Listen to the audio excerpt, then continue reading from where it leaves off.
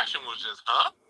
Because, like, I respect the brother. I ain't got no issues with him. You know what I mean? I didn't to this point. It's just like, I don't really get into people like that. It's like, if you have some good information, I'm going to listen to what you got to say, and I'm going to keep going. So, this shit threw me for a motherfucking loop. Like, yo, because I'm not into talking about people, but there are certain ideologies, there's certain things that are true. And, like, if I'm just on the streets with my homeboys and we talking and we in the joke circle and someone pull out their phone and just start showing pictures of another woman, we gonna be looking at them like, you know, like, yeah, okay, cool, nice pictures, but like we gonna still look at you like, yo, why are you showing us this shit? Just, I don't know. That's just how that's why I'm a little bit. I'm not gonna lie. I'm disappointed. Honestly, I really am, because just the way we operate, that don't fall within the realm of kind of what we're kind of known to do. I know everyone else has their hands up, but today the panel is Dr. Short, Judge, and Eve. So as Judge and Dr. Short wants to speak, they're going to speak first, and then we'll get to people outside of that. Dr. Short has his hand up, so go ahead, Dr. Short. First of all, again, thank you, Elder Judge Joe Brown, for coming, because, a lot of us are younger and some of these things are new. Thank you for modeling manhood for us today. Thank you. All of this is very hurtful to me. It's hurtful to me because hundreds of thousands of people, not one or two, are following what we do. There's a song they used to sing in church: be careful, little feet, where you go, and be careful, little person, what you do, for the Father up above is looking down with love. In this social media age, everybody can see our problems, our issues, if we put it out there. When you put something into the cyber realm, you create a negative digital footprint that's almost impossible to erase.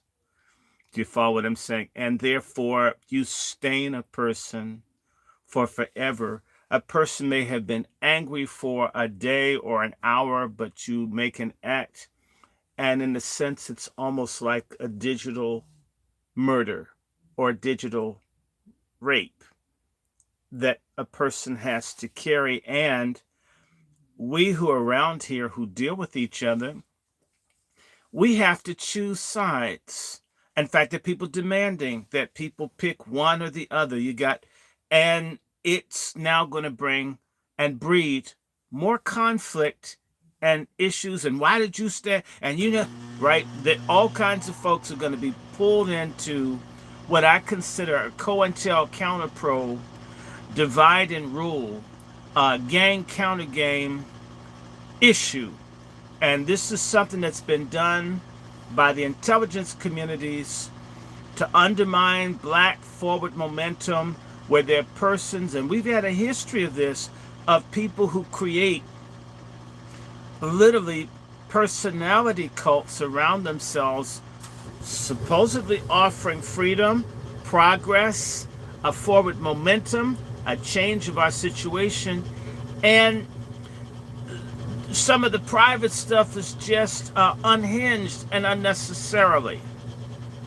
So we've seen the Panthers, we've seen the Republic of New Africa, we've seen all kinds of situations, and where people got hurt, people got killed, people got destroyed, and you have folks who, frankly, I'll tell y'all, I'll go see and get professional help or counseling if I have a problem. I will go talk to someone. I'm not afraid to say I'll talk to someone to sort stuff through. So that way, how I'm dealing with others and myself has a standard and a consistency wherein one can get along with other people. This internet stuff promotes a lot of antisocial, anti-man, anti-family, anti-black, and if truth be told, operative behavior that one would expect from people who hate black men and black women and black babies' guts.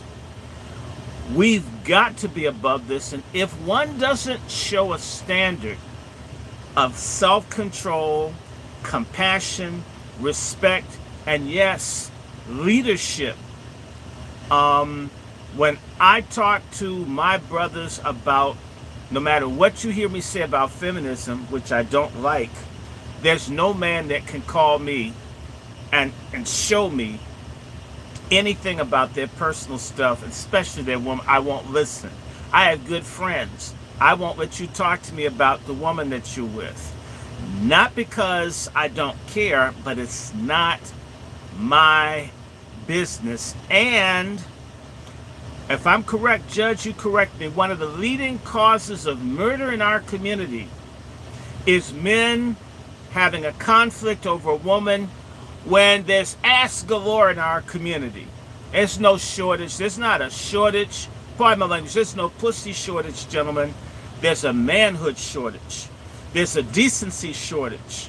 There's a decorum shortage. There's a respect shortage. There's a love shortage. There is an integrity and dignity shortage. And an abundance of many of us looking to the wrong types of people. I want to say it. There's nothing more vile than a rapist, a pedophile, or a pimp. I think Judge will be with me on that. We need to, as men, put to death the pimp, the stud, the pedophile, the predator, the rape culture that some people have. And we also need to get rid of this obsession that certain people have, because in reality, they're either narcissists, malignant narcissists, or just your garden variety narcissists that need personality cults. You're talking about black people, but it's really about the aggrandizement of your truncated, limp dick, castrated self. And it plays out in very ugly ways when people don't work out issues of whether I'm awkward to look at or if I've got a past I'm ashamed of, which is why I talk to folks, get with God, do something to change your soul. Even Martin Luther King said in order for the Negro to move forward, he needs a new soul. If we're going to get the things that we're supposed to have, we have to transform ourselves, just like folks came from out of the cotton fields and built new cities, towns, universities, farms, businesses. Our ancestors on whose shoulders we stand, they make us look like crap. But one thing they understood was you needed manhood, patriarchy. That we have a patriarchy deficit in our community, and there's no real substitute. I'm talking about virtuous patriarchy, the good father, the good provider, the good lover, the good protector, right? That has to be part of our forward momentum, that we become the men that we have not always been allowed by society. But damn it, we don't do things because they're easy when you're fighting for freedom when you're a man. You overcome them because they're difficult. That's part of what you can say, I accomplished something. I did something. I did something for God. I did something for my people. I did something for my women. I did something for the posterity of my people. If you aren't focused that way, you are an enemy of your people, no matter how many people follow you. Hitler had a following. Mussolini had a following. Pol Pot had a following. A lot of people have had followings. But their morality, their GPS, was maybe their limp dick or their ego, or there's something about them that they never worked out, and it causes them to do things to hurt very positive people. In social sciences, it's called when the revolution consumes itself. When people who are supposedly working towards a good cause, They get to a point and then they begin to destroy everybody around them. And have we seen this? Yes. Yahweh ben Yahweh. We saw it with Malcolm X's assassination. We saw it with what happened to Khalid Muhammad, whose birthday was last week. We have certain people that are psychopathic and sociopathic, and I want to say to everybody that's in any kind of movement, and that starts with me. If you see me doing something that is that is off, that's mentally off, get the hell away from me. Don't follow wolves and sheep's clothing. Again, there are people who serve the people, and there are people that serve themselves. Okay? There are people who want to be big because in reality they're small.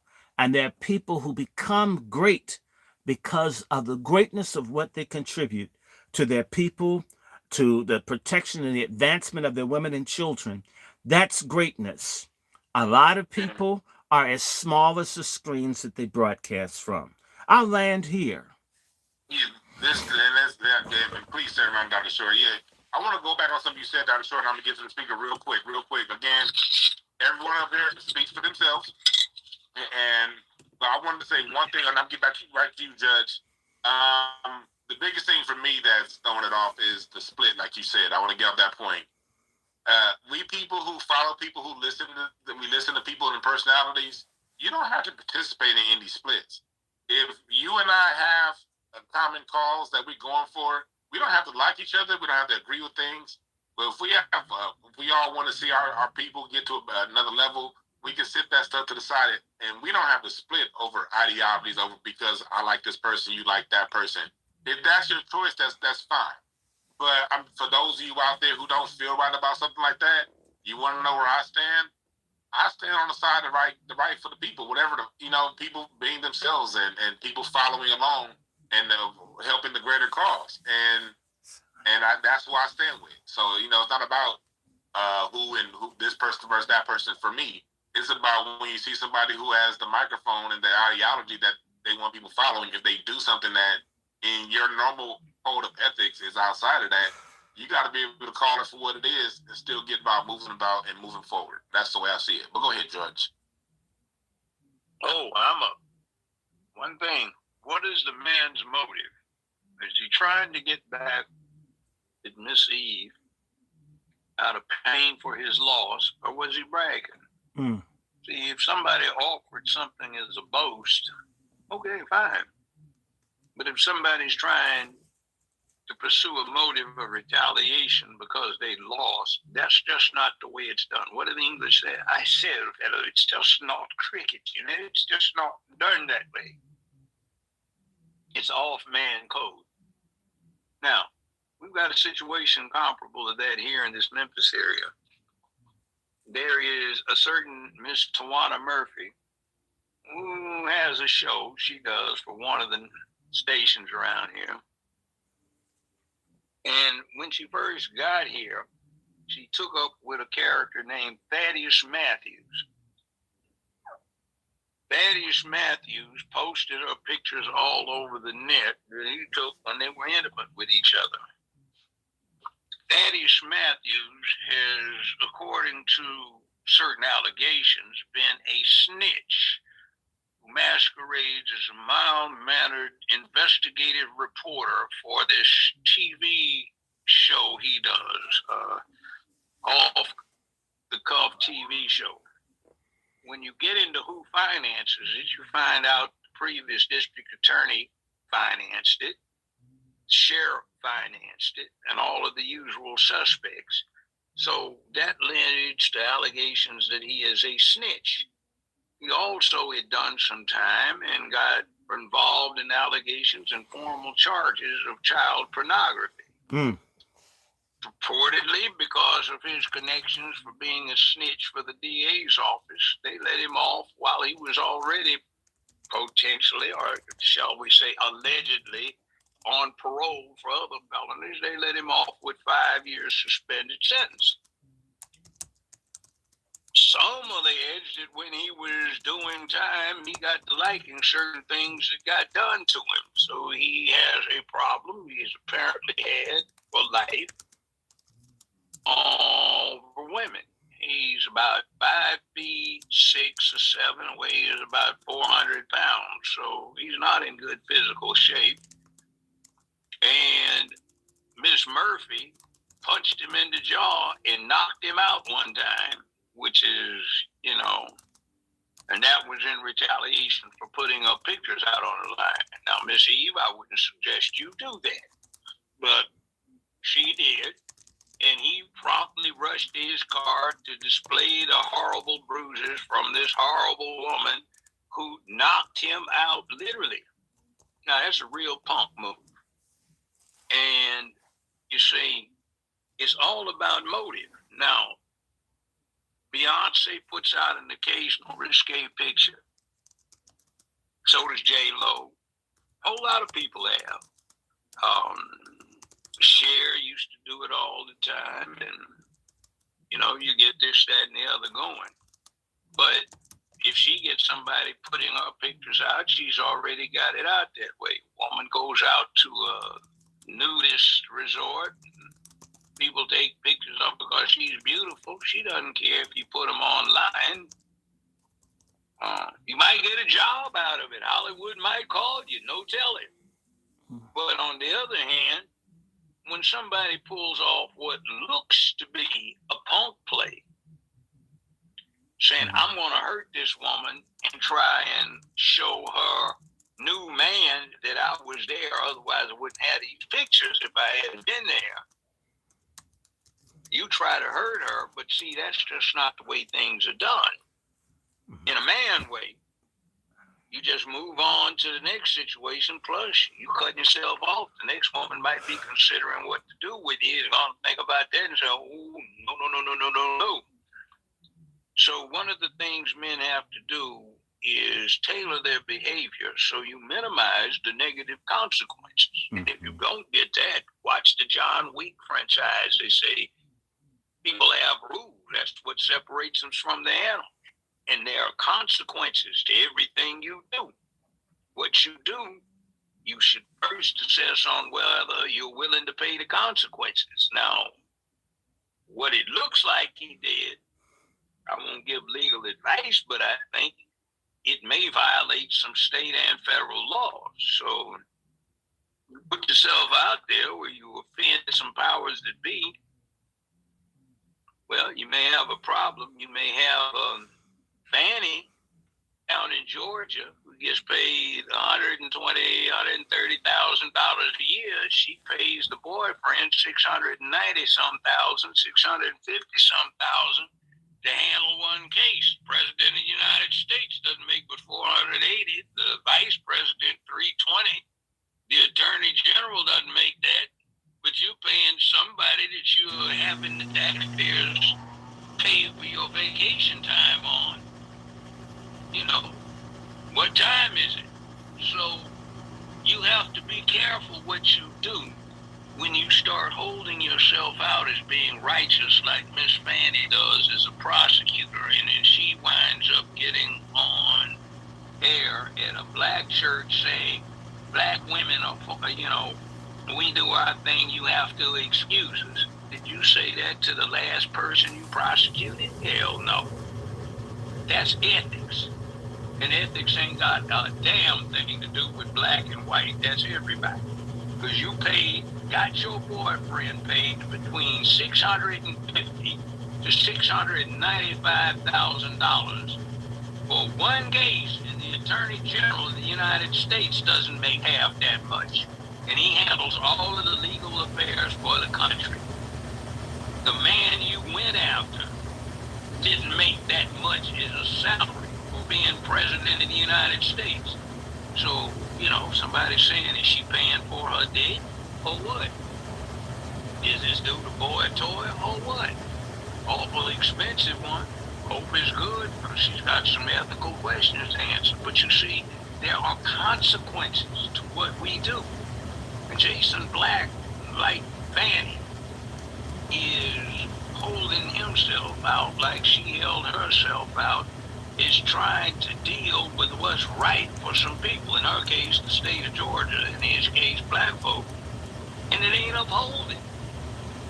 So you let yourself down, you let your side down, and that's all man code. So I think one of the topics I got told about that we were supposed to be talking about wasn't reparations, it was the color purple and its impact on black manhood or manhood across the board.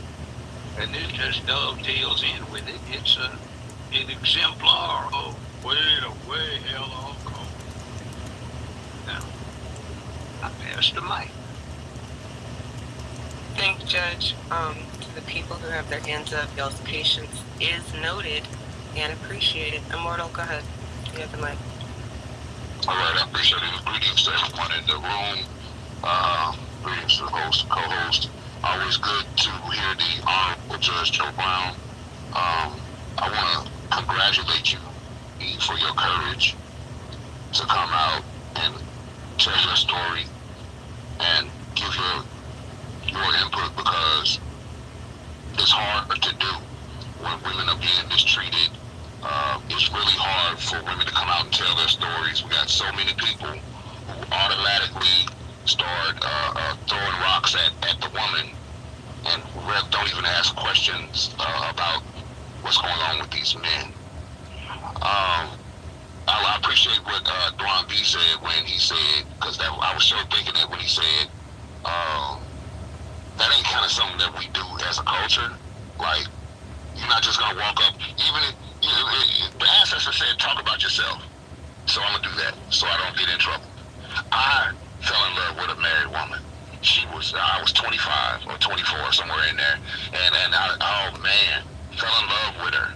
She was separated. I figured I could turn that into a full-time thing for her, that separation. Well, you know, time went on, and short amount of time went on, and she wanted to reconcile with her husband. She wanted to try it again with her husband. She let me down easy, you know. But I was determined, you know, kind of always been kind of like proactive. So it didn't get bad, but her husband did tell me, and say, look, man, I understand your mind probably is blown, but so is mine, and she's my wife, and we're gonna try to reconcile. So I appreciate it if you just leave her alone and let us do that.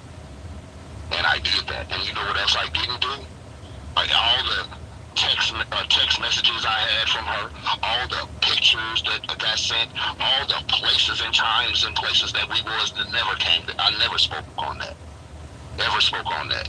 No matter how much my feelings was hurt, no matter how much I felt like I had been led on, you know, I had to man up. And I didn't love women in my life, and it's most of the time it turned out good, and then sometimes it didn't turn out good. But no matter what happened, I never took the intimacy that they shared with me and tried to use it as something to harm them with, because I'm not no bitch ass nigga. That's why I love looking in the mirror at myself. I got the respect of her mother, her father, her sisters, her brothers. I got all the respect. I got the respect of her husband. I got all the respect of all these motherfuckers, because I ain't no dirty ass nigga. I love who I am, and that's why I can look in the fucking mirror and be glad. And I always tell people, I grew up to be the man I wanted to be. Hurt my feelings. Some of these women hurt my feelings, take my money. I ain't even talking about somebody like Eve who helped do something you said you wanted to do, helped you do what you wanted to do, helped you get your message out, helped you. I'm just talking about the ones, I ain't even talking about them ones. I'm talking about the ones, you know, even that try to throw dirt on my name. Sometimes I was the one doing the rejecting, and that hurt them. And now they wouldn't want to say things about me. I never took anything, personal information, letters, pictures, anything like that they gave to me, and use it, because I'm not a fuck nigga. So I'm gonna land it with this too. And shout out to the DOC. And I ain't mad. I mean, I don't hate nobody. I'm just telling you like it is. I'm not trying to be mean to anyone. But I'm just telling you like it is. These women you meet out here, I don't care what you think about them yourself. That's somebody's daughter. That's somebody's mother. That's somebody's sister. That's somebody's auntie. And some of us nephews, sons, fathers, brothers, we will come see you about mistreating ours. You know, it's not a threat to anyone. I'm just doing a warning. Yeah. Like, don't do that. That's why we have laws. Don't do that. But we wanna get on to the next speakers, man. Thank you. That's cool. But shout out to the DOC because the DOC was very gracious when he had something to say about what this particular guy had to say about his family and how he was treating his family. So shout out to the DOC. I appreciate y'all letting me speak. Yes, I appreciate that. Yes, Lou, that was a good one. Moving forward, everyone, make sure you keep your comments under a minute.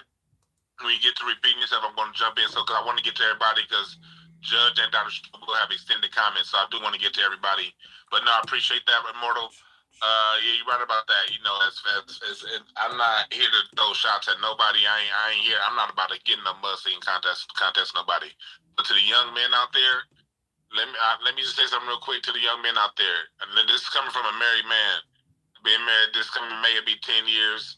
Dated my wife for 9 years before I got married to her. And during my single years, had a lot of fun in the city of LA. That's a whole nother story. But anyway, you never kiss and tell. You don't kiss and tell. I don't care if your heart gets broken. And this is just in general. This isn't about anyone. This is just a general way to live life as a man. You don't kiss and tell. You have respect for whatever woman you deal with. You come into the situation with respect. You leave it with respect. You know, because that's why a lot of these stories coming out. When you lose respect, you know, that's where the things start happening. You come into respect. You leave with respect, and you don't post text messages. You don't screenshot emails and pictures of private conversations. Leave all that stuff out of it, fellas. All right, I hope that's one of the lessons we get from today.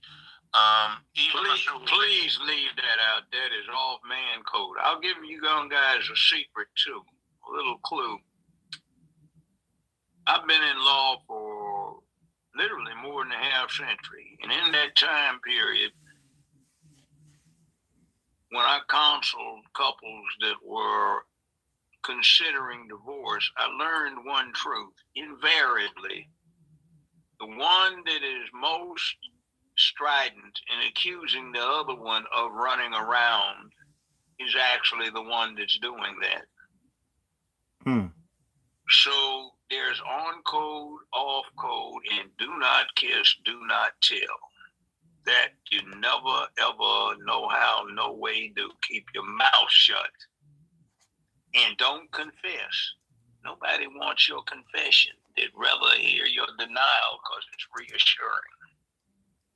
So anyway, that's it. Actually, that's a really good point before we get to ODB. Don't kiss and tell. Look, a lot of y'all keep saying, I didn't know you had a situation going on with Jason, but why didn't you know? Because I don't fucking run my mouth. Like, the only person who needed to know what was going on with me is the man that I sleep with. I was about to be very vulgar. So just throwing that out there, like, the only reason y'all know about this right now is because he posted my pictures. Like, I'm still very... Look at that point. Like I said, we do our Twitter spaces, but outside our Twitter spaces, you know, but we follow each other on Facebook and Twitter. Part of the reason why I was thrown off is because I didn't see you post anything. I had no clue. Last I checked, y'all was cool. Like, you was in that's what threw me off. You didn't, I didn't see you say anything. I didn't know. Let's get to ODB. I feel like he might have something to say about me not saying something. Go ahead, ODB. Oh yeah, you are. I mean, so what? Shout out to you. You know, your husband came, like you said, and defended your honor over in the space. And hopefully, you guys don't take that the wrong way. When I'm blowing the whistle, I am a former military police officer, bro. I'm about safety. You feel me? And I think, at the end of the day, you was engaging in some things that might have not been safe and putting the whole community in danger. You feel me? So I have one question for you. How long have you known Jeremy Smith? When is the first time that you've seen him? You know, when was the first time? Because apparently 2 years ago, this picture, his mugshot, has been floating around with the fact that he beat a woman with a weight bar. You see what I'm saying? How long have you known this person to be who he is? I met Jeremy Smith in October of last year.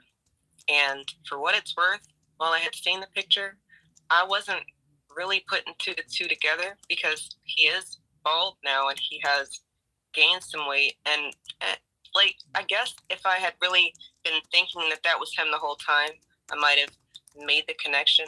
But I made the connection the last time I saw him, when I saw his name on his credit card. The shit said Jeremy, and everything was like, whoa, oh shit. Let me look this shit up again. And then, I don't know, a lot of things stopped making sense, and I couldn't ignore it. And for what it's worth, this isn't anything foreign to what my dude knew what was going on, because I had been not working, because I wasn't getting paid. Like, that's the thing. Go ahead. I'm not, like I said, that man is a grown man. I respect him. Like I said in my space, I'm really not here to inquire about you or your relationship. But I know this to be a lineal thing that we're doing. You feel me? And I noticed, like Judge has been saying, it's a thing about accountability. And people have been throwing a lot of different words around. I think what happened to you is atrocious in nature, egregious in nature, unacceptable from any man in our community. You know what I mean? You got to understand what it does to your credibility and what it looks like when you say there's been a video flyer floating around for this man 2 years. You know what I mean? You say you've known the man for a year, and that it seems like it comes off very self-serving. You know what I mean?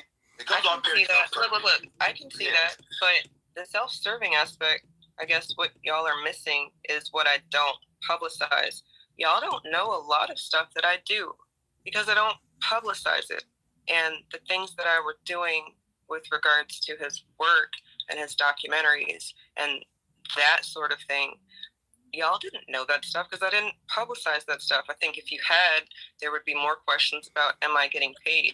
I don't know if y'all know, but that's a whole running thing right now with mods who are not getting paid and having to quit the mod business. But if you're not getting paid, is it a business? I don't know. I'm having some real conflicts with the words that we're using for the work that's being done. And if we're all supposed to be volunteering, then I guess that should be made known. But that was not made known. And since it wasn't made known that this was just this whole big volunteer opportunity, the work that I was doing, I should be paid for that. And it's not work for Black empowerment. That's not it. If I'm bringing in real money to your business, I should get paid for that work. There's a lot of things that will probably come out from all of this. Real quick, Eve.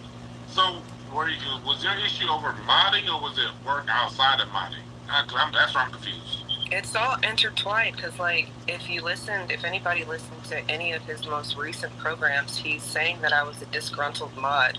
And mods, for anybody who doesn't know, that's just a person on YouTube who's working a chat. Like, I think that if a person's having like a 3-hour broadcast and they got specific rules and shit, and then you get cussed out if you don't follow the rule, you should probably get paid for that. But I wasn't necessarily pushing for pay there. I was pushing for pay on the actual outside world things that I were doing, being introduced to people as executive producer on projects and shit like that. So, okay, so you were talking about more so for it's a film or something. That's where you were concerned, because if people here just mod in the chat room, they gonna be like, what are you talking about? So you saying it was like a film or something else that you were working on?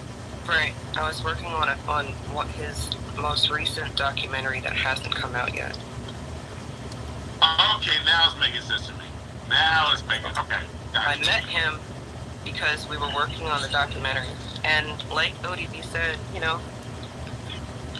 we were not necessarily engaged in an appropriate relationship, but that's my private life. Like, y'all are putting me on some weird ass pedestal or stake. I'm not quite sure. Can I say this respectfully? I've been waiting my turn for a long time. I'm gonna let you speak. Speak. Just give me a second. All I'm saying is that when it comes down to who he is, I'm a person, ODB, who can look at a person's past and then use what they are doing every day to say if this is the person who is that person or is not that person. And I'd never seen any abuse, so I just kind of wrote it off until, like I just told you, the math stopped mathing for a lot of stuff. And that's just me. Self-serving, like you just said. Like I wasn't thinking about anything more than what I just told you, which is I've been working on things and trying to get compensated for the work that I've been doing, in addition to all of the other things that y'all know that I do, things that I do publicize, reparations task force meetings, rallies, teaching at a black school, having foundational Black American Sunday school. So go ahead. Go ahead, ODB. Okay, thank you. At the end of the day, so this is the point I want to make clear. I don't think anybody is putting you on a pedestal, but there has to be a level of accountability, even when it comes to our women that are in this quote-unquote movement with us. You feel me? At the end of the day, I heard you come up with a lot of good ideas. You came up with an idea about a daycare. You feel me? How would I entrust one just me with the most precious thing in my life, my daughter? You feel me? When I feel like looking out the situation outside in, she not only does not have the wherewithal to establish like this is a criminal that I've had a picture with and I've been with this guy and I only apparently made the connection for the math to stop mathing when you figured out you weren't getting paid, which I'm a contractor for a business contractor. I do terms and agreements for my payment prior to my work. That's just how it goes. Anything else can be subject to what you accept as payment. Now, if you're accepting social currency as payment, that's what you and the people in y'all community that are mods, you need to make a modders union. Establish the fact that y'all need terms and agreements for these people that y'all are dealing with. Let's put it back on track. I want to make sure that was clear. She wasn't like every 5 seconds. I really trying to. She wasn't talking about paper modding. Really hold on, brother. Hold on. Stop the bullshit. I'm just trying to keep everything on track. You get to speak. But I did say niggas only get 1 minute. You've been talking for 2. So chill. But I was just trying to get it back online because I was confused with that too. She was not talking about getting paid for modding. She was talking about getting paid for a film that she was working on. And so I just want to make sure that part was clear. That's all I wanted to do. But go ahead. My bad. Go ahead. But yeah, whatever you do that is if you consider yourself a for-profit entity, you should establish terms and conditions. Thanks for the correction. You feel me?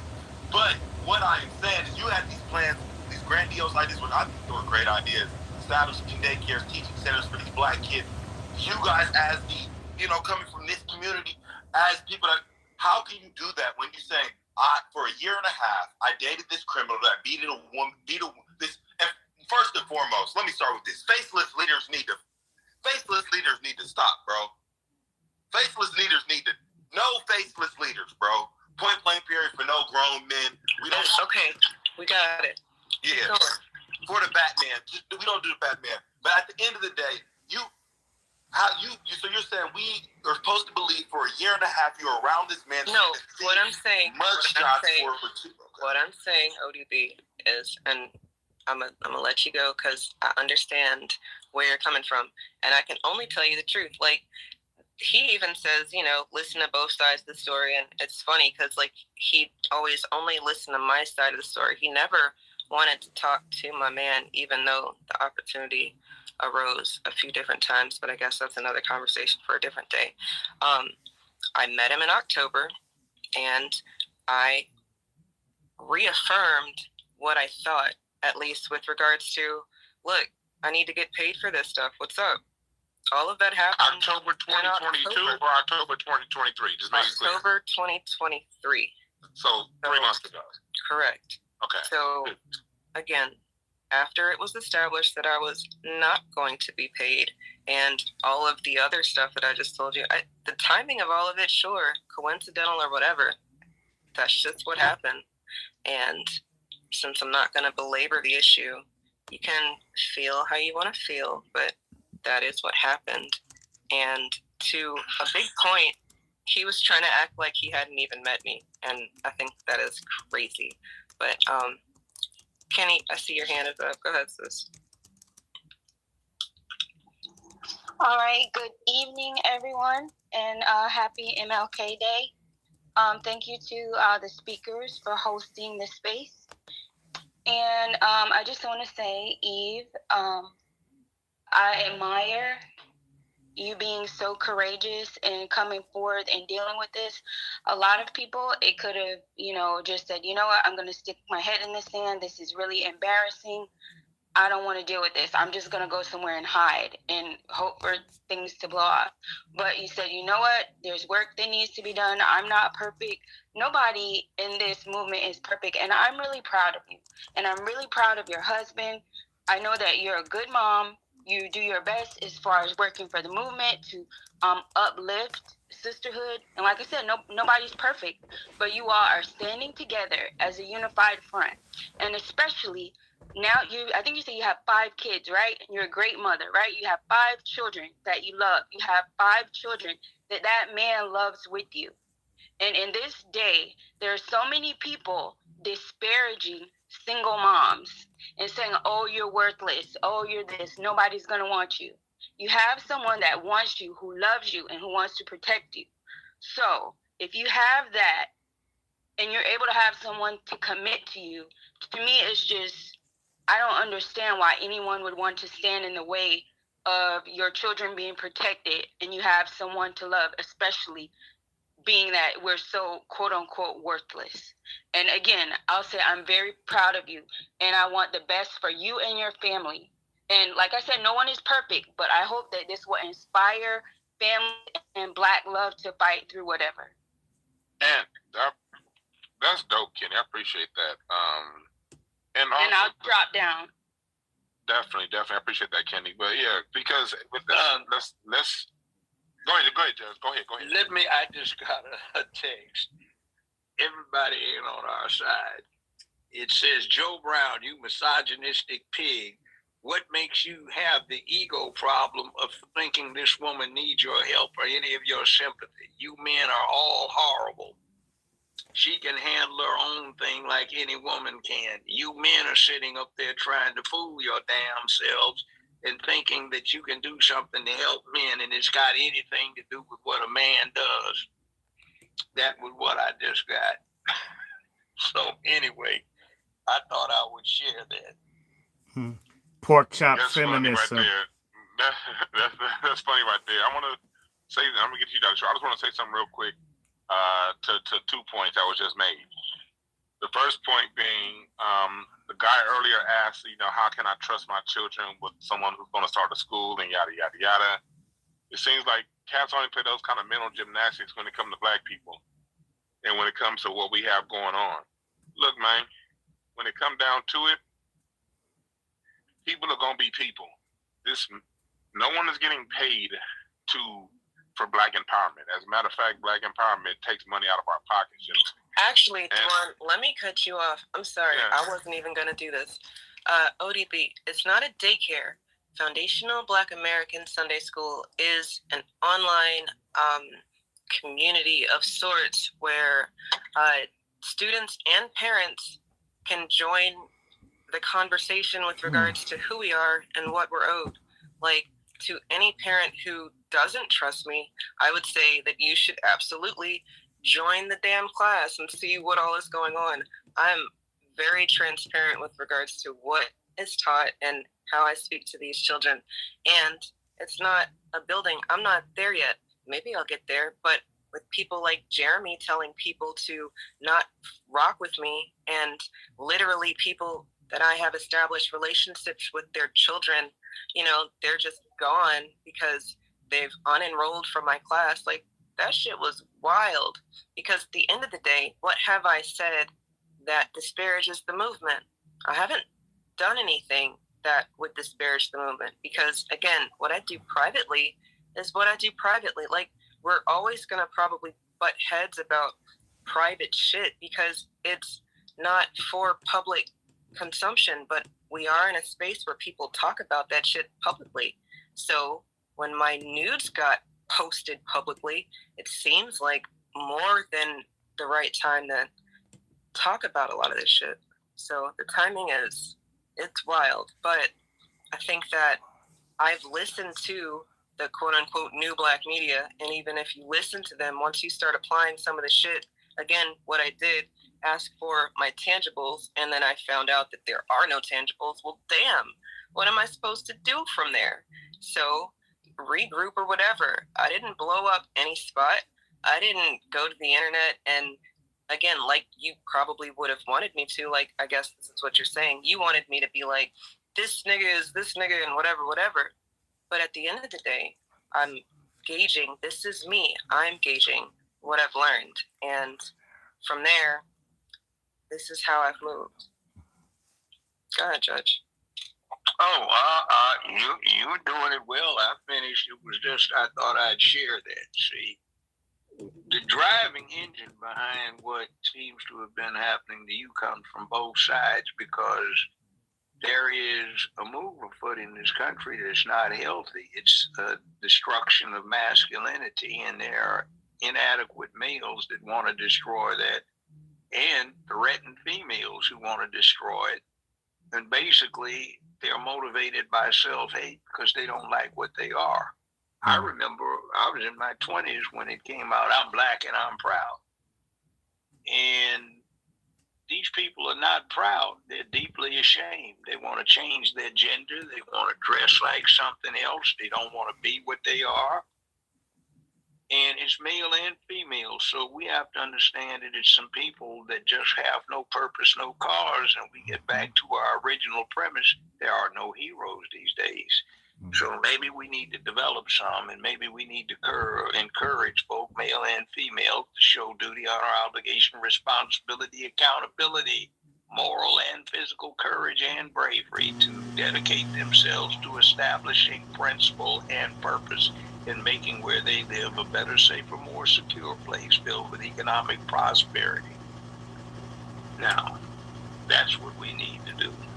So I think we can get on there. I believe we're all talking about the same thing, but I think the conversation needs to go right now to what do we do when we encounter somebody like this who gets off coke? Are they to be put on parole, probation, given another chance, or do the mammy-fammy thing we're saying a black woman is entitled to make mistakes?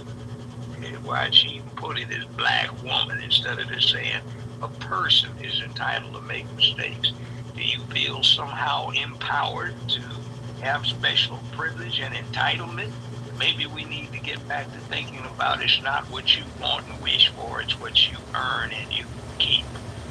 So maybe we need to focus on these kind of things and say, hey, Sister Eve, you're doing great things. Thank you for your work with the kids. Thank you for the work with the community. Thank you for being inspirational. Thank you for volunteering to help your brother do what you thought was getting the word out to the black community and the country about things that need to be done. And what are we going to do to make sure that this kind of thing is not bypassed and there are consequences? So what are we going to do? Bill, can I answer that? One second right here, because I just want to real quick on that point, because I don't get blinded. But Judge, going back to what you said about what's the answer, what can we do? It's all about staying focused on the mission and about moving forward. And to go back to what you said earlier about the lady that was mad at you for being up here on the panel, 3 men speaking up for a woman. What we hear all the time is black men don't protect black women, and all that stuff and all that nonsense, which we know is a lie. Fact is, the lady out there, if she's still listening, I'm pretty sure you are. Eve and I, we do at least a once a week discussion, and we talk about topics. This topic came out of nowhere. This space with Dr. Short, Judge, me and Eve was already set a week ago. We just were waiting on a day and a time. So this was already going to happen. But one thing about me is, and I can speak to myself, but I know Dr. Short feels the same way. You get thrown a curveball, something you weren't expecting. And from me, from someone who I, listen to and I respect, from his broadcast, you get thrown a curveball. You don't back down because the block just got hot, and because things are tough, and because things seem weird, and back away because, hey, I don't know if I want to start something with you and want to finish it with you, especially if I see a behavior that by someone who, other than up until that moment, I had nothing but love and respect for. You know what I mean? I absolutely nothing but love and respect for. But that behavior was something outside of the characteristics of something my personal code of honor deems as acceptable. You don't back down. You address it, and you be mature enough to keep about the mission and getting things done and moving forward without getting hung up on the person or getting in some group fight. I'm telling you right now, for people listening and you silent listeners out there, I ain't about to get in one of these hashtag fights with you niggas. That's how we move forward. No goddamn hashtag fights. How about that? Let's let the shit play out. Let's let the rest of us get about the business of completing shit. All right, can I say something real quick? How everybody doing? Actually, Raheem, I think Linus came up before you. Yeah, Linus was first. I did, but I would like to defer to the brother because I think he wanted to follow up on the man stuff. That's okay. All right, there we go. Thank you, I appreciate that. Eve, I sent you a text and you replied to that. I told you I support you, and sometimes when you support a person, you don't have to do it publicly, right? And I wasn't until I got on this broadcast and I heard some of the things people were saying. First, let me say this, right? You stated your position, you said enough, you told us things that you didn't even have to share with us. And I appreciate that, and I appreciate you being transparent, right? But a lot of these questions y'all asking the sister is to be nosy. You know what I mean? Let's be real. You know what I mean? Like, how many times she got to explain herself? She is not on trial. You know what I mean? So, for me, you know what I mean? Judge Joe Brown asked the question, how do we move forward from here? We take this as a lesson to be learned, right? Any man that doesn't show who he is publicly, his face, shouldn't be in a leadership position. And not only that, if you're not able to control your sexual desires, you ain't fit to lead in the first fucking place. So let's start there. You know what I mean? And we have to, and this is the last thing I'm going to say, because the longer I be on here, the more I'm going to say, and there's certain things I just don't want to say because I'm in a certain frequency right now. But listen, we have to draw the line. This is where the rubber meets the road, right? Certain things, Judge Joe Brown said probation and different things like that. You can give a person grace. But this right here, you don't get no grace for this. You know what I mean? This right here is the utmost disrespect, and it should be handled accordingly. As for me, you know what I mean, and others, when you see stuff like this, you don't rock with them. You don't give them no grace, like they don't even exist no more. And that's my particular stance. And peace to the room, peace to everybody that's in here.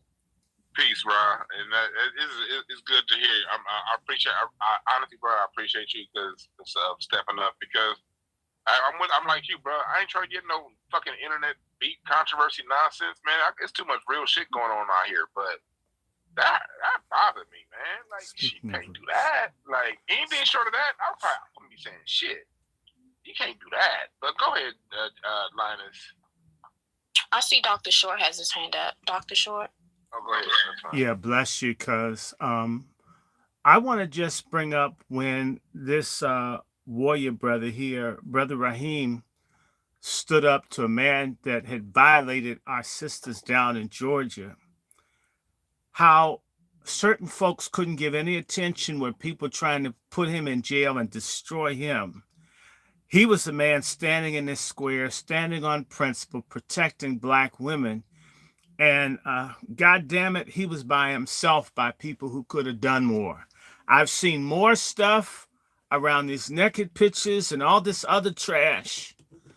than when our brother could have been destroyed, standing up for our sisters. If folk want to talk about black women and dignity and protection, and this sister's Awazi, that's my word, Judge Joe Brown, for the warrior sisters like her and Jade. They're black women that'll take a bullet for the man, for the children, for our people. This brother stood in the gap, Brother Raheem, and we had to go begging. And I've seen numerous instances when people were doing the right thing, and these people who had the ability to nationalize and put this out where folks could come behind people on the ground doing the right thing. And there were bigger crickets than the one with Pinocchio from Walt Disney. And I'm not understanding why, when there are people who've shown character, dignity, manhood, Judge Joe Brown, if you don't know Brother Raheem, there are people standing up doing the right thing that don't take any shit being done to black women. And then when the system and these snitches and backstabbers and ops come for this person, they're alone. I call this fagonism. We have some weak, sellout, traitor, bitchified guys, and sometimes gals, pork chops, who never coalesce or come behind. Those who are doing the right thing, including the little nasty troll that wrote you. Please block me if you're out there. I don't want to know you.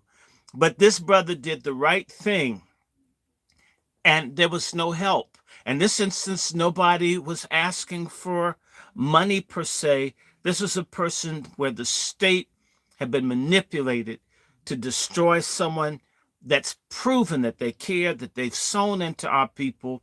And the same way that folk would like to hang the sister out to dry and ask more questions than 50 seasons of Perry Mason, that's ridiculous. Let me just stop. I'm going to get mad. Let me shut up. I'm a land. Damn.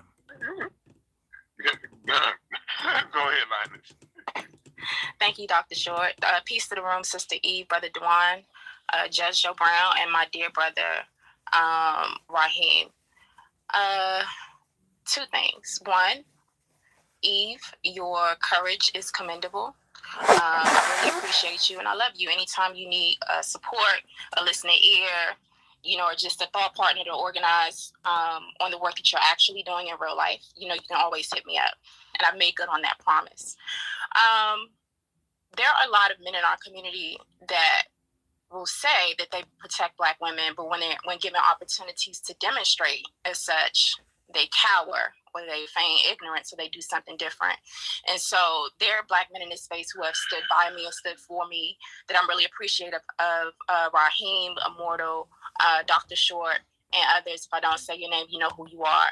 I had an incident that happened last year where I was harmed, legit harmed, and did what I was taught to do, which is to go to men to say, hey, this happened to me, and you need to check this person. And that actually didn't happen. So, people will say one thing, they'll act, like they're cool or that they protect Black women, but in real life, they actually don't. And so, it's sad for us to have to learn the hard way for those of us who are actually serious about this work. But the reward for good work is more work. That's how my elders taught me. That's what I learned. And so the work continues. We just separate ourselves from that. So I really came up because I did spam the Jumbotron.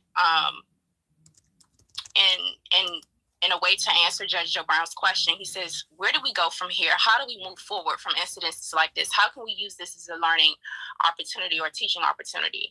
And so for me, it's just like literally doing your own research. When we have a person, an individual who's faceless and nameless, who hides behind an avatar of Eldridge Cleaver, right? Failed Black Panther, failed civil rights leader. He was exiled from the United States, came back, he made penis pants, and did all of this crazy, foolish, nasty stuff. Y'all can see it in the Jumbotron. And who had a philosophy when he wrote in his book, Soul on Ice. You can see that tweet. It's a summary of it. In the Jumbotron, he actually initially raped Black women in the ghetto for practice and then embarked on a serial rape of white women.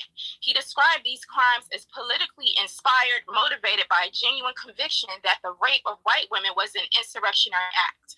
Anytime we have individuals, sexual deviants, literally goofballs, screwballs. My father used to call them slime balls, right? With this ideology, raising up Eldridge Cleaver, who was an avowed rapist, literally raped black women and white women, and we, that should have been a red flag, even on my part, right? I just knew that Eldridge Cleaver wasn't somebody, a hero, so to speak, and I was a Black Studies major at Temple University. Okay, so I never read Soul on Ice and went into all the details about this dude and how he was also allegedly gay for the state in prison or whatever. And then he came out and made these penis pants. Like, when I actually started doing my research on Eldridge Cleaver this week, I'm seeing that he premiered this product in like a fashion week in Paris, and like was legit out here making penis pants for men, but not only for men, for children. If you want to see the prototype of that, you can look at that in the Jumbotron as well. And this is the final thing I'll say, and I'll land my plane on this. Because, look, when I saw the tweet, first of all, I didn't even know, Eve, who your husband was online. I know I've met you all in person, but I didn't even follow him. I don't think I even followed him.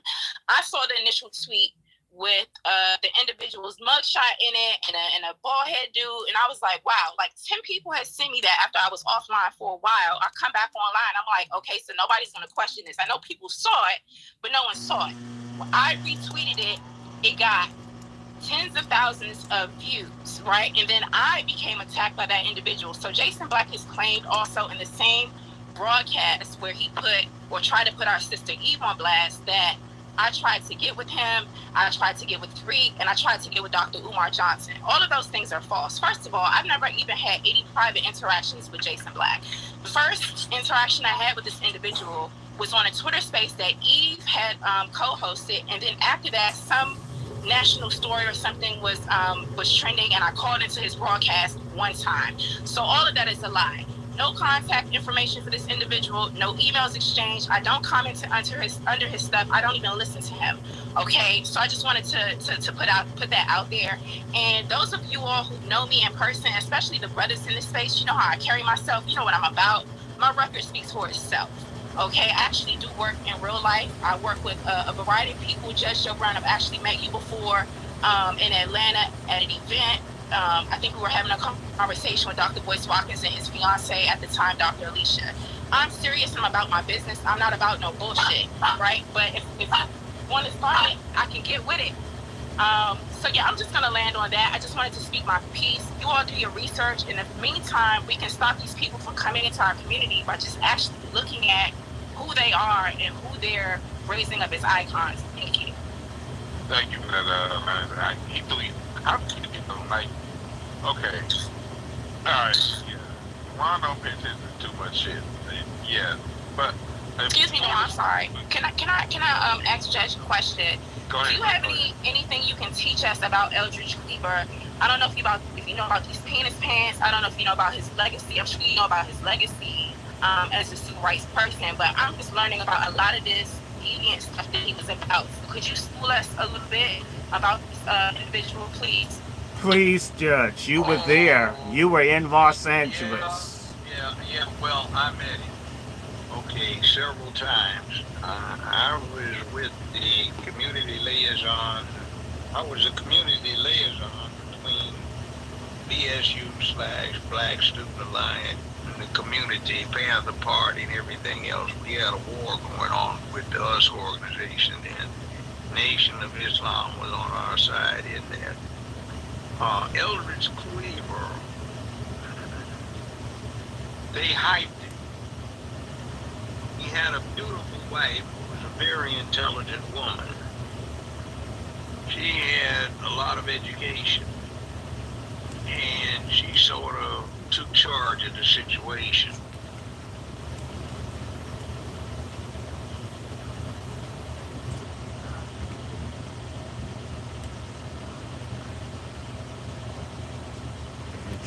You can't call through mine.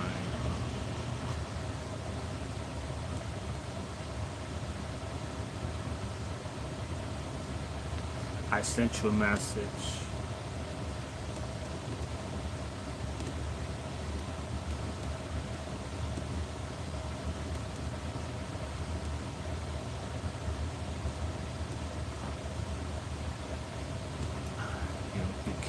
cut across. I won't call you when I don't feel like it.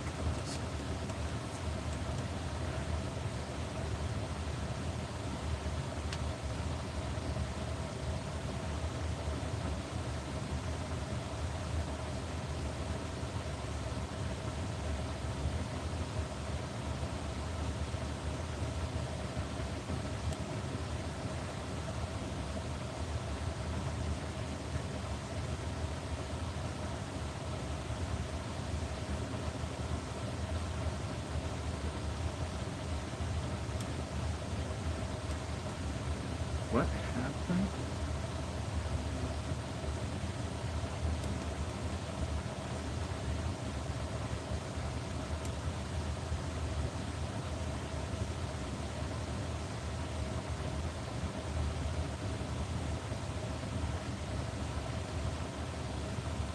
No sound. In San Francisco, there were a lot of clashes. They did some things we did not approve of that now, though they make the papers and they glitz and glam, and people keep showing them as though it was something that was done worthwhile. Actually, at the time, there was a great deal of contrary feeling about it, wherein it was, that ain't the right thing to do. That's going to defeat a lot of purposes. But that's another story entirely. The Los Angeles chapter group of the Panther Party was not the same as the Bay Area, where Eldridge was. He was up there in the San Francisco area. So I'll just make that raw comment. There's a lot that could be done to studying the phenomenon of the civil rights era as it morphed into the militant area.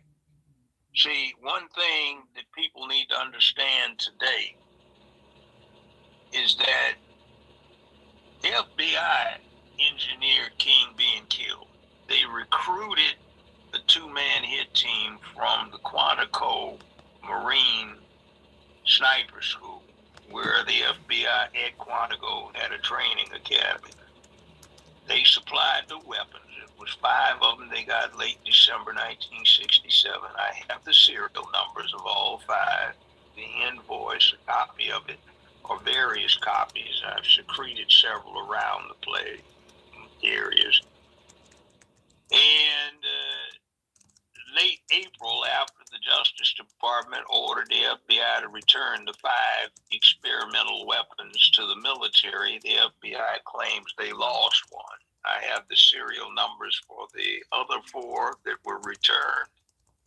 I know what the serial number is for the missing weapon. That's the murder weapon. And nobody's held them to account, and now the Black Caucus has turned them into being one of our friends.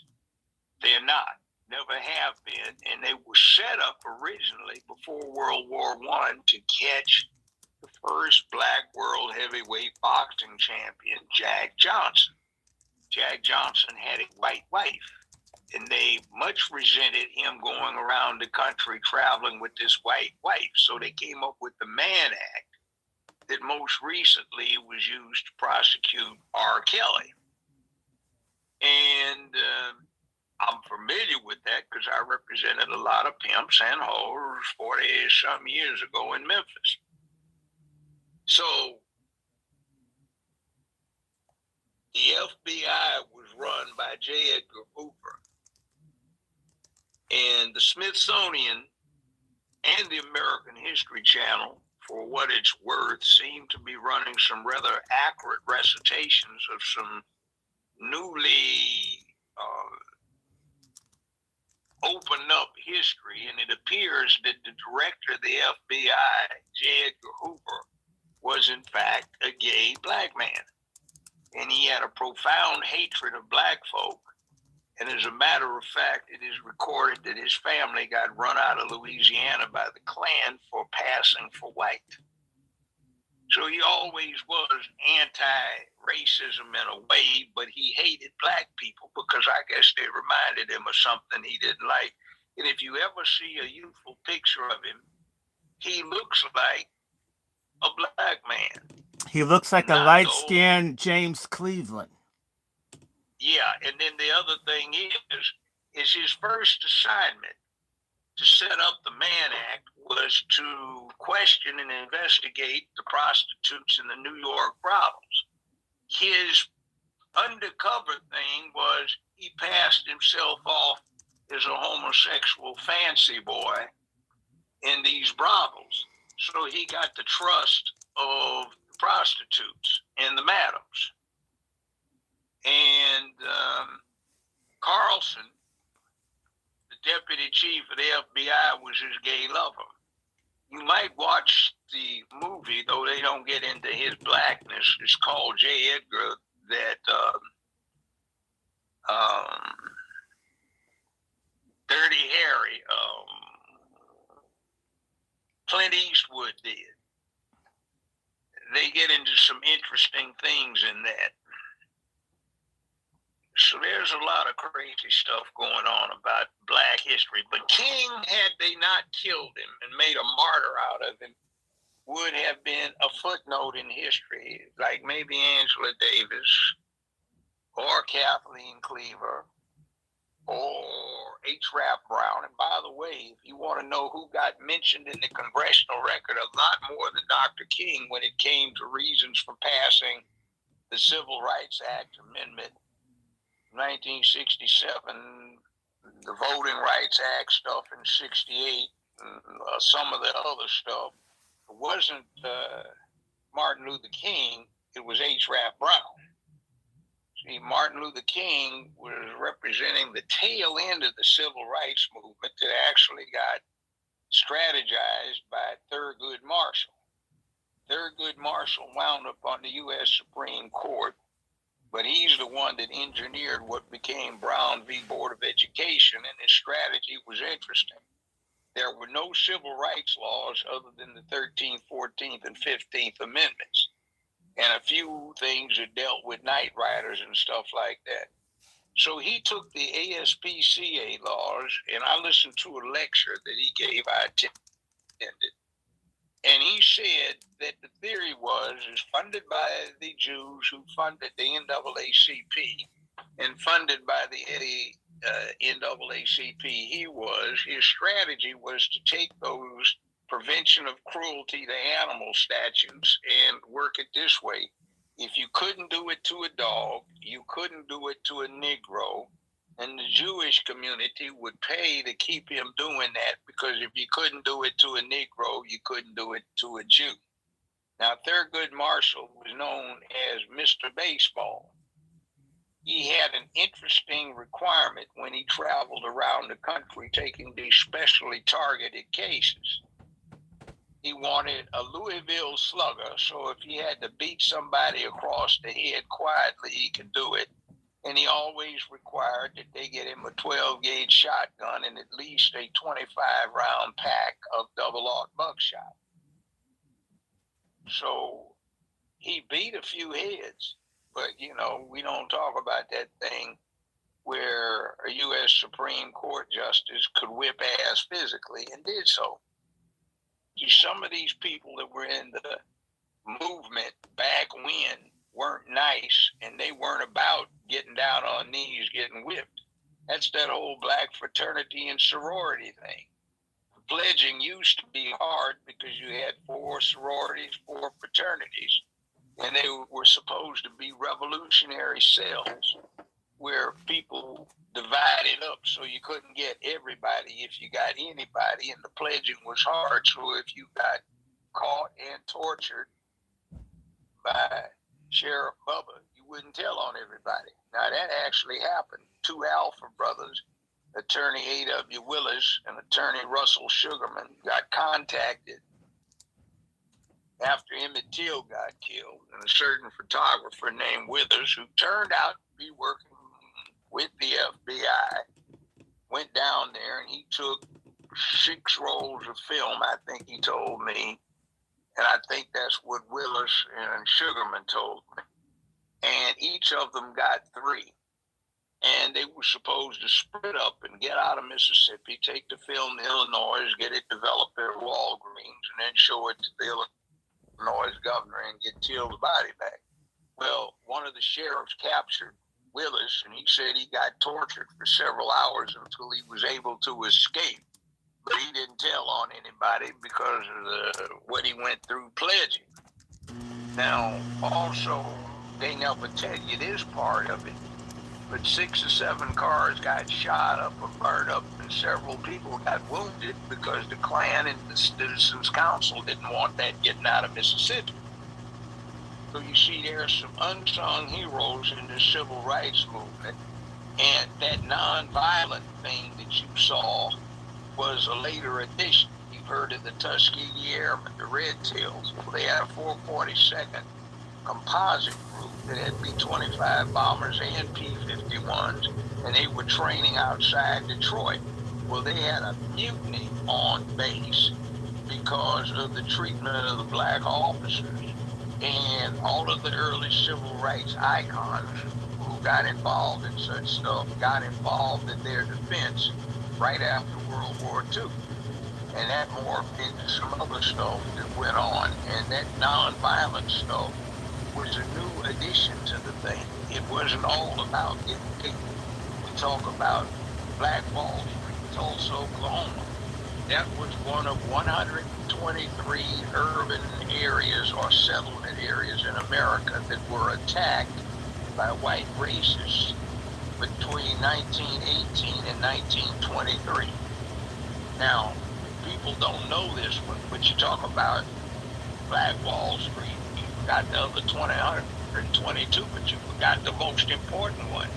It took place over 5 days in Washington, D.C. That racist Woodrow Wilson had to call in literally the cavalry. And unlike every other one of these things, it was interesting. More white people than black got killed, because what happens is they had a lot of discharged U.S. Army veterans who were black. They were on their way back to New York, where they had the Harlem Hellfighters composed of Puerto Ricans and black folk out of Harlem. And when the mess started going down, the black Pullman car porters smuggled guns into D.C. from Baltimore, and the discharged black veterans who had been in the trenches over in France were on the roofs of the buildings that the Klan was trying to burn down, and they started sniping the Klansmen and killed a whole bunch of them. So when the black folk had killed enough white folk, that's when Wilson sent in the cavalry.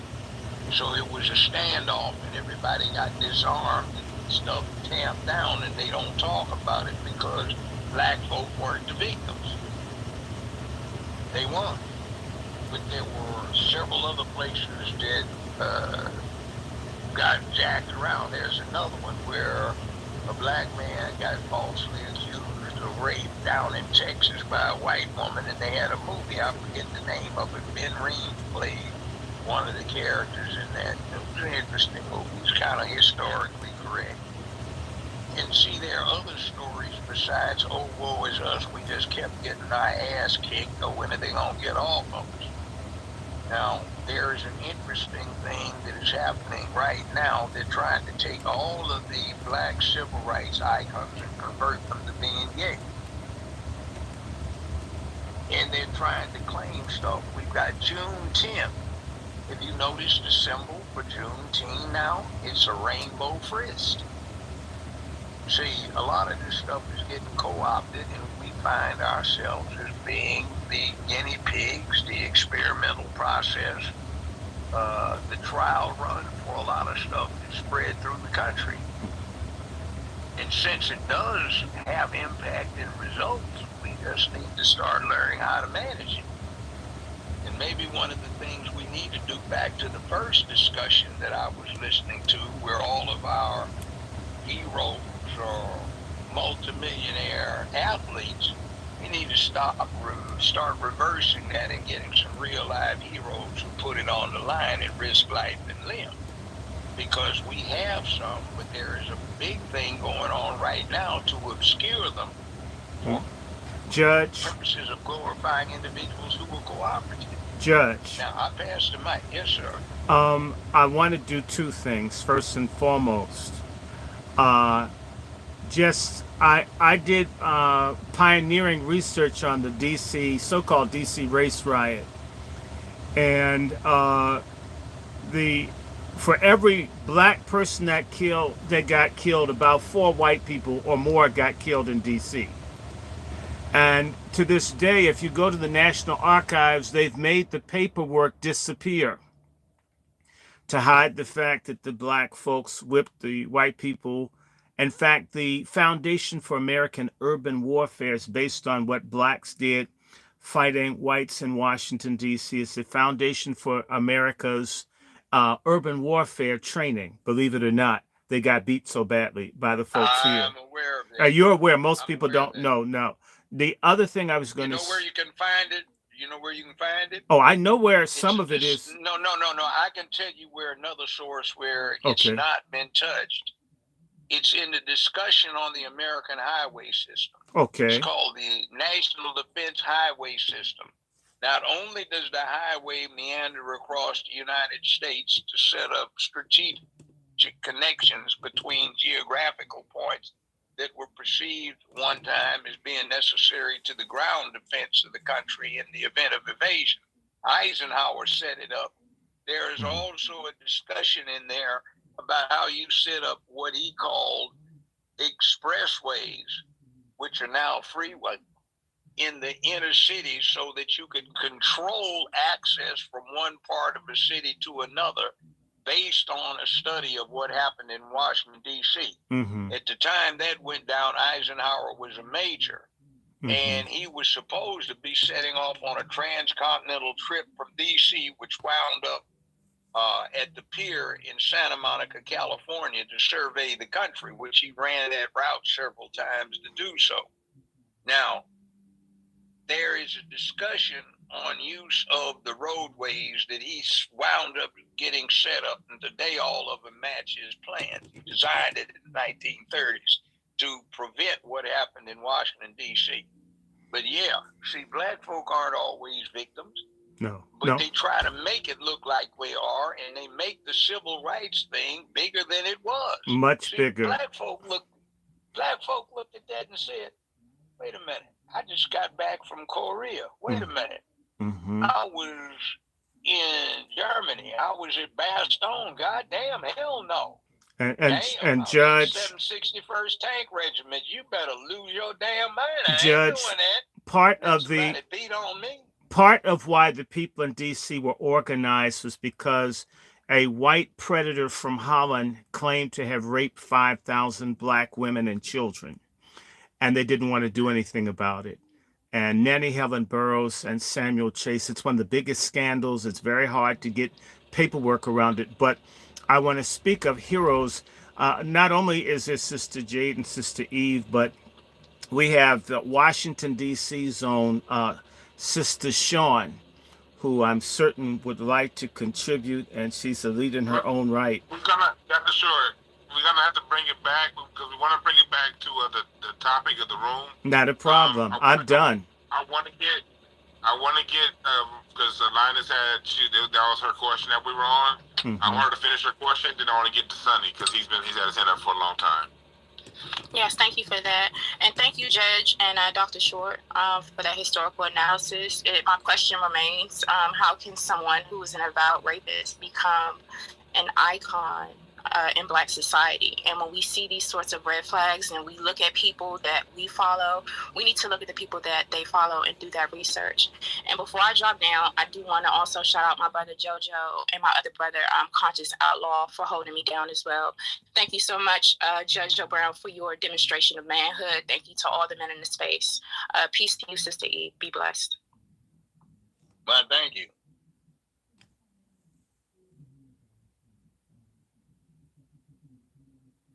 Okay, it was did you have a follow-up with that, Judge? No, that was right. Madam Clerk, please call the next calendar. Please call the next case.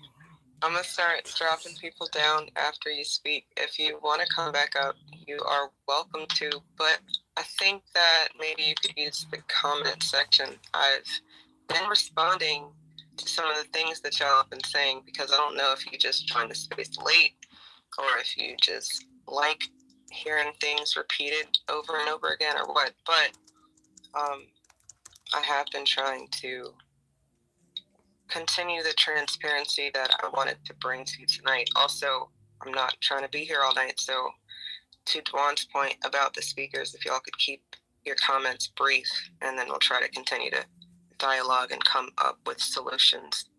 Sonny, your hand. Go ahead. Yeah, peace to the room, peace to all the family in the space. I'm gonna keep this shit real short and sweet. Yeah, we been called Jason Blackout.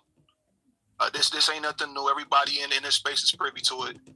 The whole shit was weird. Listen, none of the ancestors was invisible. You know what I'm saying? Like that whole like hiding behind the curtain thing, like you don't know somebody for 10, 15, 20 years, they able to point you in the directions here and there. That whole shit weird. I don't know how this shit been happening in the conscious or the black empowerment movement like this long, bro. Y'all don't find this shit weird? Y'all can't point these niggas out in the grocery store. Wait, you're talking about his refusal to make personal appearances. Yeah. None of the ancestors was invisible, bro. So that's just a fact. You know what I'm saying? Like Medgar Evers wasn't invisible. Dr. Martin Luther King on his day he wasn't invisible. Like this whole Wizard of Oz shit. That whole shit weird, bro. You know what I'm saying? And everybody already know that we've been down. Man, this shit been cooked, and the red flags been there. The red flags was there. We just gotta pay attention to the red flags and not depending on who we like. You know what I'm saying? This nigga been weird, bro. This nigga came in the game with Tommy Sotomayor. Sonny, let me address a point that you just made. Red flags have been there, like Jade was saying. I agree, but I think that what people were on, or at least I can speak for myself, what I was on is what's being done and what's being said. And I know that that's a lot of people. Like, I don't know why people gravitate to certain people except for the fact that they're saying the right things and there aren't enough people doing anything. And you can get really polarized by a person speaking like that. And Sonny, I know that you understand frequencies and vibrations and shit. So to be a person who was very close to that, I don't understand some of the confusion with regards to why it took so long, quote unquote, to come to where we are right now. Because, like you said, people have been calling it out, but none of y'all have seen him. And look, I know people who've seen him. So I'm not the only person who could have said something. And clearly that's missing from the whole conversation, because there's a bunch of people who've seen him. But nobody was willing to say what I said, which is, that's the same dude. The dude that I met in Dallas is the same dude that beat somebody up.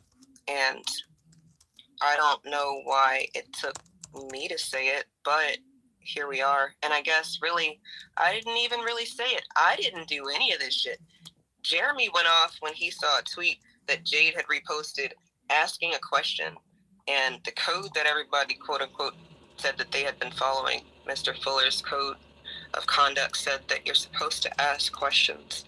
And she asked a question and shit hit the fan. Now, here we are. So, divine timing.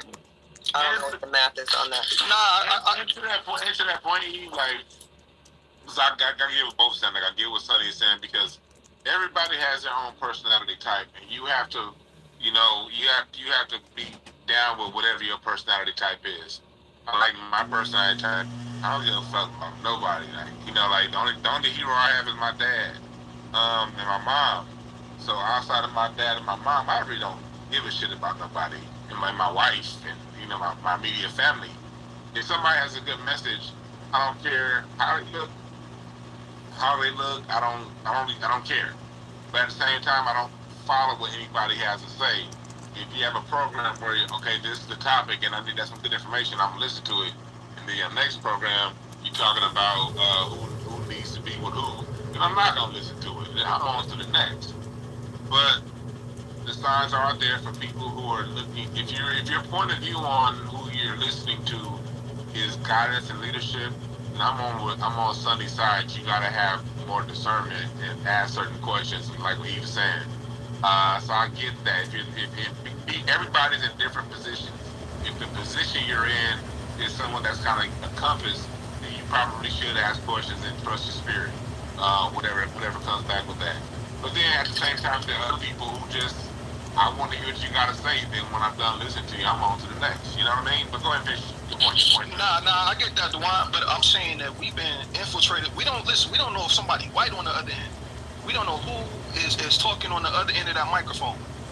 You know what I mean? Like, yeah, it's this 2023, bro. Like, I could see if you could get away with that shit in 2003, 2002. The internet wasn't up to par. But yeah, bro, like, you got to be vetted. We need to know. We delineating, we lineage checking, we doing all that. You know what I'm saying? So, you know, it's just been too many red flags, man. Like I said, he came in the game with Tommy Sotomayor. They used to have a podcast, like they was buddy. I didn't know that. You know what I'm saying? And then Jason Black, he gonna come on Twitter Spaces for like 3, 4, 5 days trying to secure the trial down. He ain't have none of that smoke for Zoe Williams. But Zoe Williams said he was gonna break his jaw. It's been this shit crazy, bro. It's been so many red flags with this shit. The way he talked to Sister LaShawn, calling her an alley cat. You know what I'm saying? Like, this shit crazy, man. I'm gonna be honest with you. This shit worse than church. The grassroots shit worse than church, bro. Like, this shit is a cult. It's funny you say church, Tony, because everything comes back to church. Like the way all these, I kind of mentioned that on the show. This is organizations around those same rules as a church, the culture, personality. It's funny how no matter how much you run from the church, shit comes back to the church. That's why I'm always saying, just get the information and live your life. But Judge, I see you want to speak.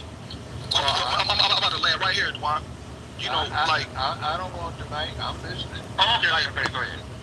You know, like, we gotta start. It can't be where we can only protect people who we like, man. You know what I'm saying? Whenever we see some bullshit, especially when it comes to women and kids, we gotta call that shit out immediately. Whenever you hear people with big platforms saying that, I don't so space, you cut this out. That's a cult, bro. That don't sound like a cult to y'all? Hey, that's a good point, because, bruh, like, it's 24 hours in a day. You gotta decide how you gonna live that. And I honestly, I don't know if I want people around me that be my guidance on every little thing. I got some things I'm good at that I'm good at talking about. Like it and listen to it. Because I had some issues, Sonny, with people that was that used to be from, I guess, security tribe recently, just in the last week. Them talking about they keeping an eye on me because I said that, black men, we've been culturally weak and defending the culture. And I tell them in a not so polite way, man, fuck off. Because I'm telling you, I ain't trying to be nobody's goddamn leader. I got a point of view. And sometimes my point of view will rub people who fuck with me the wrong way. We as a people, as a populace, got to get to the point to where we can listen to, we can. I hate the term agree or disagree. It's just, okay, I can listen to you on that makes sense. That thing over there don't make sense. But we can go about our own way without saying you can't listen to me. I can't listen to you. We gotta divide amongst ourselves because I'm ideologically different than somebody else. That means I don't trust the people following me. So that means if I don't trust the people around me, that ultimately means I don't trust myself. But me personally, I trust myself. So that means I trust everybody listening to me to trust their motherfucking self. And that's how we gotta goddamn be. And we gotta check going back to the word accountability that I'm kicking to the next person. Going back to the word accountability, people are always coming in these spaces going around saying, this person, you gotta be accountable to that. You gotta be. When the fuck do people say I gotta be accountable to myself? Like, we have to be accountable to ourselves. And no matter who we listen to, no matter who we like, we still have to maintain autonomy of thought and connection to what our greatest end is. And because you can't take care of no movement, you can't take care of no group if your selfish needs aren't taken care of first. So you must understand that. And you can't be going around looking for people to be your goddamn leader. But unfortunately, a lot of people are. So since that's where we are, you got to do what Eve is saying. You got to ask these questions. Because Then you got to do what Sonny is saying, and that's about, you know, ask the question. I get it, you know, but you'll never go wrong asking questions. Because I'll tell you something about me. I tell people all the time, listen to me. Even though I say don't look for me for leadership because I might be on a mushroom trip, you can vouch for me in real life. Everything that I talk about musically, you can see my work in schools.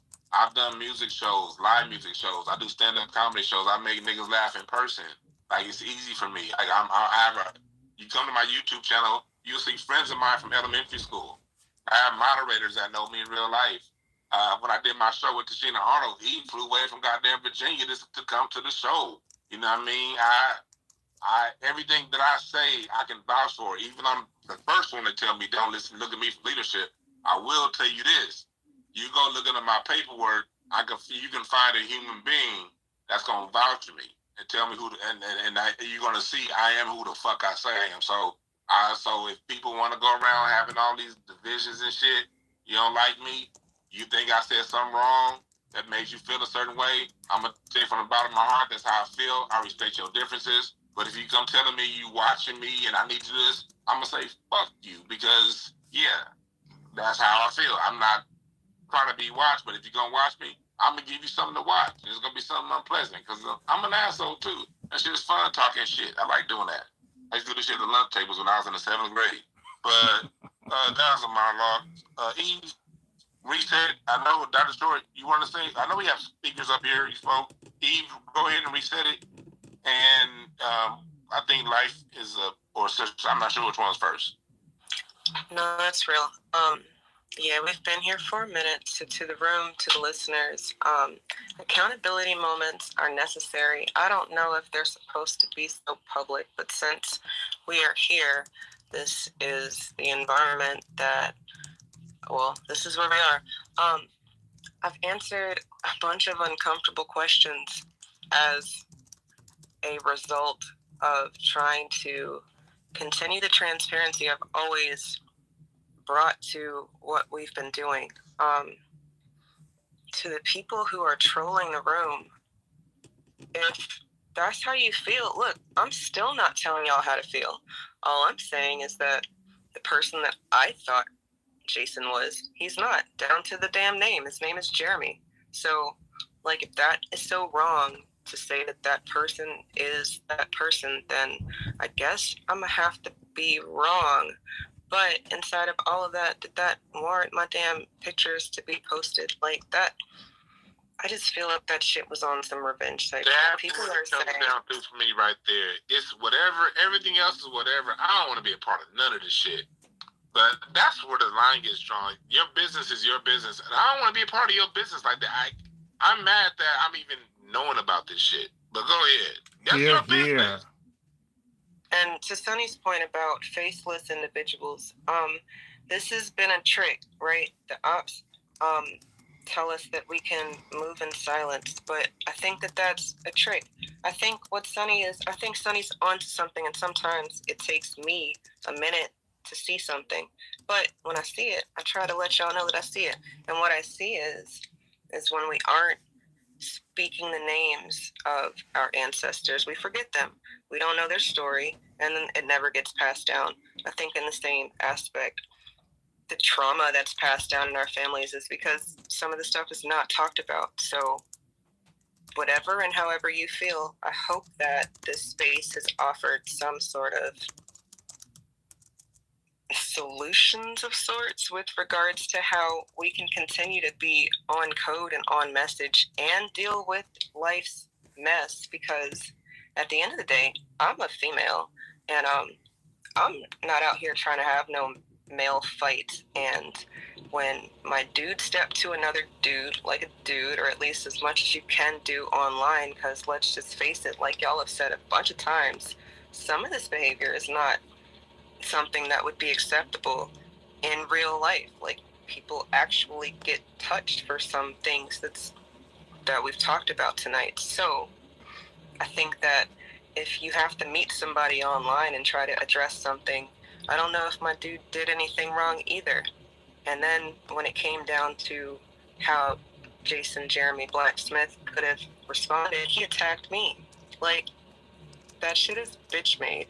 So that's I guess that's how I feel. Oh, I'm sorry. One more thing, and then I'm gonna get to Life's the Beach.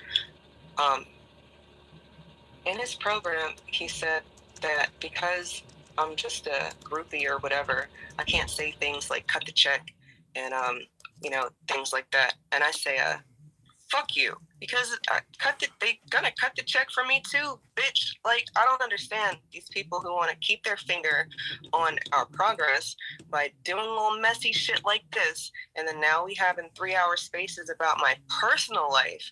Like, what the fuck type of black empowerment is that? Is it black empowerment, or is it some op shit? And if it's some op shit, I think that y'all should expose it. And for what it's worth, like, this is where we are. So, Life's the Beach. You got your hand up. Go ahead. Hey, thanks, Steve. Can you hear me clearly? Yep, go ahead. Okay, cool. Peace to the room. I'm going to make it short. What attracted me to you was, I admire you for your attention to your children. You will always hold that space, about being a parent and being a mother to your children. So I admire you for that. What I wanted to ask was, what type of advice as a woman to a woman, what type of advice would you give? Because we've all been in situations where we're like, whew, thank God I got out of that, or, we've been to places, we've been to situations where we're like, if I could tell my younger self something, I would tell them this. So I pose that question to you. What would you tell your younger self getting into this movement and, just trying to navigate? What did you learn, basically? That's my question. God damn, that's a hell of a question, but damn it if I'm not ready to answer it in a big way. Coming into this movement, like earlier, there was a space where my man came into the space and he kind of talked about, what happened, or at least as much as he could talk about it earlier. And what happened is when I wanted more, I wanted to do more, my man said, okay, I'm going to bring you home and you can do more. And that was the end of the beginning, I guess, because I think that black women, we have these delusions of grandeur where we can take on so much because they tell us we're strong, strong black woman. This shit is real slave-like, right? But I feel like it's an internal voice for some of us. Maybe not for you, but at least for me, I feel pretty unstoppable sometimes. And I think that with certain batteries that get put in people's backs, then, you can kind of go all out in the worst way. So I guess my advice would be that if you have a man in your life that's doing the work with you, you really have to lean on them and listen to them, because there's a reason you picked them anyway. And if you don't want to do that with them, then I guess try it on your own. But I think that together, I think that's a move. I think that when I look at every time white supremacy is trying to keep us down, back even when you go all the way to the slave fields, it's the separation of the family. And when I chose my family, I got chastised for it. The shit is wild to me, and I'm hurt by it, but it's not gonna stop anything. So I hope I answered your question, and I appreciate you being here tonight. All right, thank you. Yes, yeah. I'll go ahead and say, just for myself, I pulled away from, this is just my personal, I pulled away from the content because I wasn't feeling the whole message about women who over 35 being useless. You may not have worded it like that, but I just pulled away. No, you absolutely worded it like that. Look, it's Life's the Beach. Let me be honest with you. There's some real self-hate going on. And again, it might not be you, but I know a lot of us are hurting. And there's some real fucked up people out here who will use that on some nefarious shit. Like, I can't act like that's not real. But, so, when people are looking for something that makes sense, and then you've got people out here using people who are looking for people, that makes sense to me, So having people like Dwan, who I feel like the math has to be that people are who they say they are. And then if you can't verify some things, then maybe that is enough for you to move on from that person. But I'm not telling anybody what to do. I'm telling you what I have to do, because that makes the most sense. And then from there, hopefully we get to the fucking goal, reparations. Like, that is the only reason that I've ever been speaking publicly at all, is for us. So, but go ahead, if you still had a thought. No, that was it. And to, you know, that the information, I think Dr. Sonny was saying, yeah, we've been calling him out. I myself didn't know what to do with that information. I'm like, well, he's just hiding his face to protect his privacy, you know, yada, yada, yada. And then, you know, on my own, I just threw it away because I was like, I don't know. For 35 years, so it's whatever. You know, he has some good stuff politically, but my own decision. So that's why I was asking you, when did you say, whoa, I think I got in too deep, or I made a mistake? That's why I was posing that question to you. I'm gonna step down. Thanks. Yeah, the mistake was made straight up and down when I didn't actually listen to what he says. If I were a caller, he would have told me to ask for everything that I'm talking about in writing, like ODB was talking about. Some of the shit we know, but then we gloss over it because of other things. And I accept that that was wrong to do, but here we are. What are we gonna do now? And I think that we've come up with a few different solutions, at least with regards to people vetting people, and then do what you're gonna do with the information. Like, I don't know how else to drive us back to where we're supposed to be. Yeah. Or are you trying to say something? Yeah, I'm saying that's the big thing. You know, maybe we have evolved to the point to where we have to vet more, because, you know, especially again if you're looking for a particular message. But then at the same time, if the message is just strictly on information and disseminating information, then that's fine. But when it gets into the personal, how one should live their life, if someone's talking to you about how you should live your life, that's when you cross the threshold of, okay, I ain't really tripping on who you are.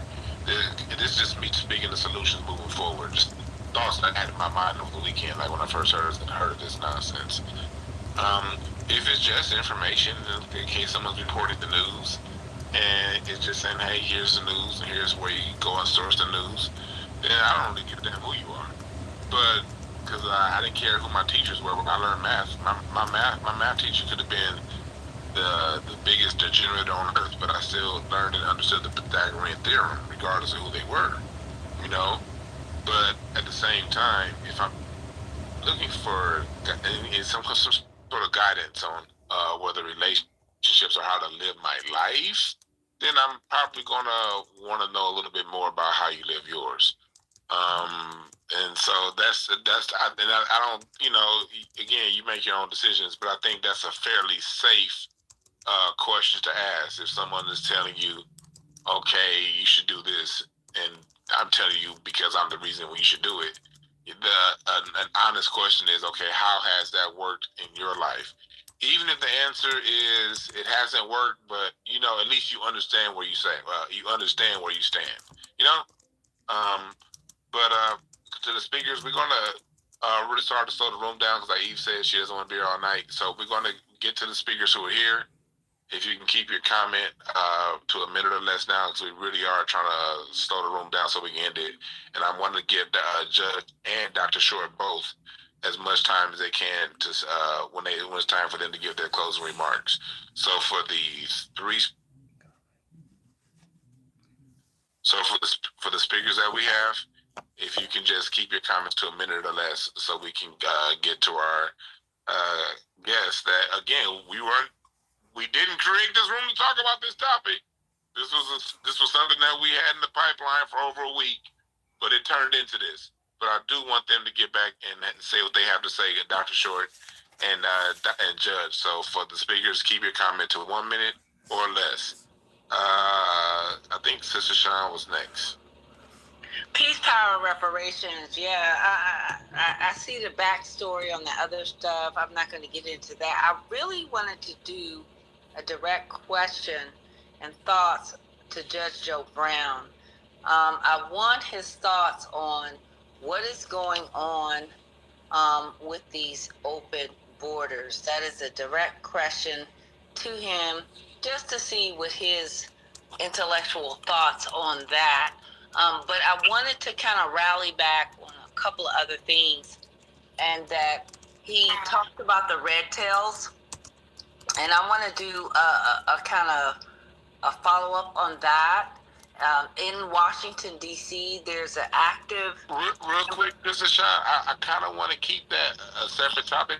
We want to stick to the topic of. Can you keep it to what we're talking about here? Because we want to go ahead and close the room out.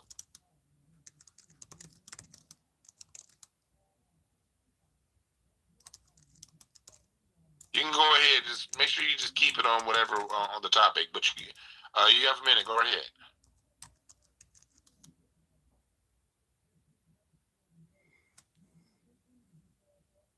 Okay, she's not going to go. I think we have Professor or... No, I'm here. No, I asked about the open borders, and I wanted to know... Sean, that's what Dewan was trying to tell you. Sean, no offense to your question, because I do think that open borders are a problem, but that's not what we're talking about tonight. If I can apply that open borders to what we're talking about, let her ask that question. Thank you, Judge. Thank you. I think I know where you're going with this, and I don't think it's off the topic. Go ahead. I'm just going to let you go, because I see, I don't know what's going on here. Okay. Let me bring it back to the topic. We have gotten in a situation where we aren't used to reading between the lines, and we're talking about Jason Black and his secret identity and what's really going on behind the scenes. And Sister Eve, you and I had a conversation with this off the record about it. How long did we talk? A couple hours on that? And I think you touched on it pretty much what your problem is, but we got a similar one here. Take everything you have heard about what's going on with the open borders, and I bet you have not yet heard the obvious. You know what it is? It's very simple. Article 1 of the Constitution says every 10 years there shall be a census conducted. The purpose of the census is to apportion representation in the House of Representatives. And what's going on is they're trying to get as many people across those borders illegally to go to places like Los Angeles, San Francisco, Chicago, New York, Philadelphia, and other places where the current blue forces in politics are in danger of losing congressional representatives. So these people can be counted in the census. In California, New York, and Illinois can pick up extra congressmen who will be able to represent the Democratic Party's positions because they will be representing people that can't even vote for them. So they're trying to stuff their state roles so they get more representation. That's like what you're talking about with the brother right here. He's trying to put up an impression with one thing, and there may be something else going on behind the scenes. It's just par for the course. It's what's done. By the way, I've been in 6 censuses as an adult where I filled them out. And this is the first time, 2020, when they did not ask was I a citizen or were my parents citizens, and if they were, how did they get to be citizens? Why? Because they wanted the numbers increased, and it was a bureaucratic situation, so they could get an increase in the number of congressmen out of California, New York, Illinois, etc., or not lose some. And that's also why they want DC statehood, so they can spread what they're trying to do, that is basically staunchly behind emasculating the country, which is one of the topics we've been talking about. D.C. has about 300,000 people. It is a moderate-sized city, but it is heavily rainbow, and they want the rainbow to get 2 U.S. senators, which will tip the balance. It's heavily rainbow. You're absolutely right. And 2 U.S. congressmen, which is the same as the state of Maine, and they want that for a city of 300,000. Why? Because they want to pick up representation for the rainbow. And the other thing is, if you want to give the citizens voting members of Congress to represent them, all you have to do is give the district back to Maryland, keep the Capitol Mall as the diminished district, and the people can vote in Maryland for congressmen who can vote for them in the House of Representatives and in the U.S. Senate. See, it's a trick. We aren't supposed to think. We aren't supposed to read between the lines. Now, that's the only reason I wanted to answer that, because it's another example of when you get people who hide and will not appear in public, when you have names and aliases that they use, what's going on behind the scenes. I just got a nasty text on somebody called me an old goddamn fool, literally, because I didn't know what the hell I was talking about, because J. Edgar Hoover wasn't black. I just posted his picture when he was in the 20s. And if he doesn't look like half the pretty boy Negroes that are running around trying to profile, you tell me. You can go to my site right now and take a look. That's just an example.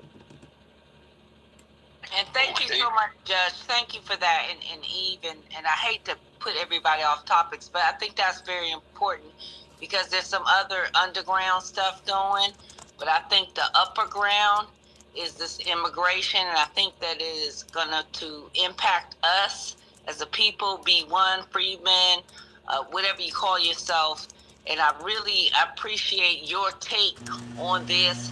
And, you know, we've got this all these anti-reparations bill. We're calling it the genocide bill, the HR 4321, where there's a federal document that's been introduced in the House to say that if you, at the local and state level, if you try to give any reparations to descendants of U.S. chattel slavery, that you will not get federal funding. Yeah, we did a space on that last week. Yeah, So I'm gonna go down. I don't want to, but thank you. And so we got that. We got that coming against us, and we got the influx of immigration. So thank you for answering that question.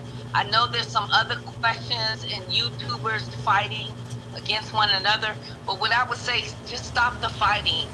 We don't have time for it. We're not. I want to make it very clear. We ain't. This is thank you for saying that. We're not fighting. No, this isn't a fight here.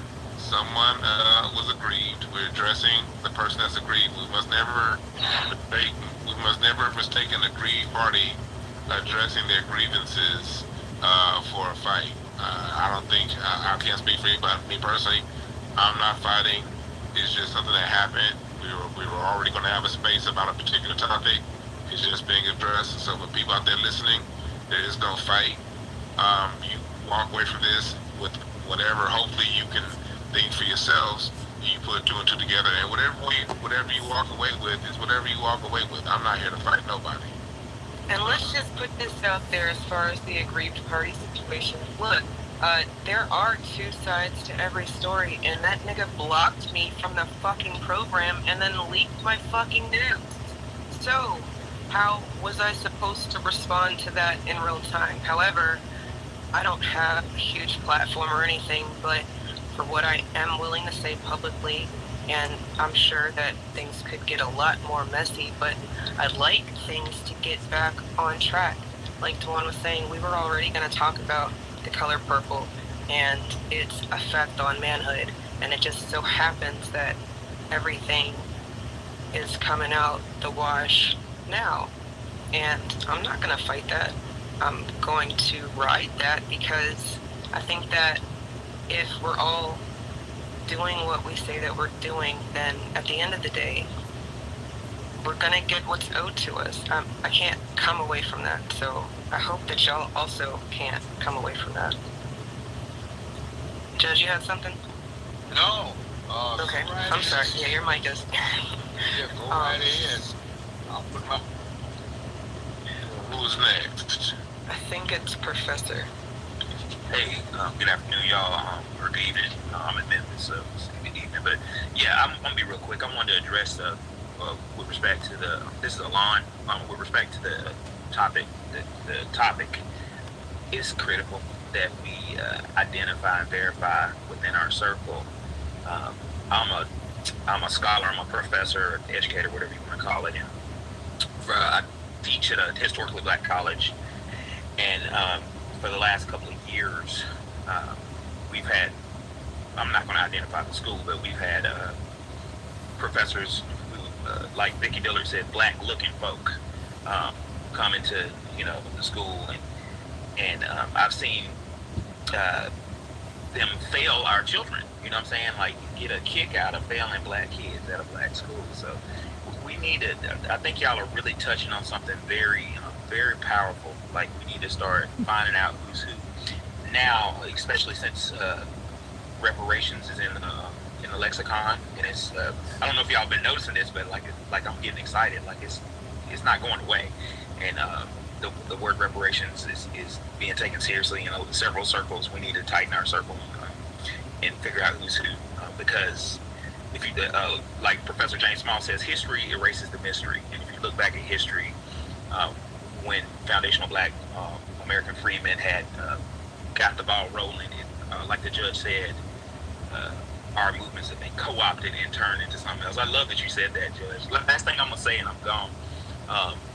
Judge brought up earlier, maybe about 20 minutes ago, 30 minutes ago, he was talking about how the civil rights movement was kind of diverted and made to look like we were weak and subservient. I'm from Birmingham, Alabama, and that's just not the truth, I just want to say, in the books, in the school books, in the history books, that narrative of we're weak and we got what we got because the dominant society felt sorry for us and felt bad about their mistakes is such a lie, and it's absolutely damaging foundational black American children. Like, because they're reading this story and saying, who am I in the history book? And they're saying, oh, well, I guess I'm a subservient person who has to beg for, rights that should be afforded me. What's going on, Judge? What up, Frat? This is Alon. That's all I had. I'm gonna let my plane there. Thank you for that. Beaves, you have something you want to say to that? No, thank you for that. I think that you're exactly right. There are people really out here who get a kick out of watching us squirm, and sometimes they look like us. I'm very much thinking that it's got to be actions over color. I don't know, because, ain't nobody really black, but the black first, look, I'm so over cult-like shit, and yes, it had to be a personal experience for me to have this understanding, but how many of y'all had to have a personal experience before you had a realization of some shit? And then if we really go on there, it's a lot worse shit out there. Like, my voice with regards to what I've said for what we need to have done and what we need for us, I've been consistent. So for this man to tell people not to rock with me because I don't rock with him anymore and trying to act like it's just some emotional shit. No, it's way deeper than that. I wasn't really trying to go into that. At the end of the day, my pictures shouldn't have been posted. I think that he knew that, and that's why he tried to cover his tracks. And then there's niggas in the room right now, so many anonymous listeners, like, say it with your chest. Like, how is it that so many people can be so big and bad on this app and then missing in action? Katie kept telling me stop posting about the reparations rally because these niggas ain't coming. But I'm all like, there's B1 people in my area. They're going to come. I just got to post it. And she's like, they're not coming. And I'm like, but if you don't post it, then they're not going to come. So we've been having this whole back and forth. And damn it, if every single fucking meeting, it's me, KD, my man, and bare arms at these meetings, and I'm posting it, and there's supposed to be B1 people all around me, and nobody's there. So I have to look at what I see, and then go from there. I hope that y'all look at what you see, and then go from there. Willie, I see you've been up here for a minute. You have something to say? Yeah, peace, everybody. Can I be heard? Yep, go ahead. Yeah, peace. Good evening. You just mentioned something very important. I can't hear him. Hey, I can't hear Willie, and I really want to hear what this nigga got to say. Y'all want me to drop down, come back? Hey, so you can't kick him down, bring him right back up, because I really want to hear what he got to say. Yep. Yeah, drop me down. I am the light. Go ahead.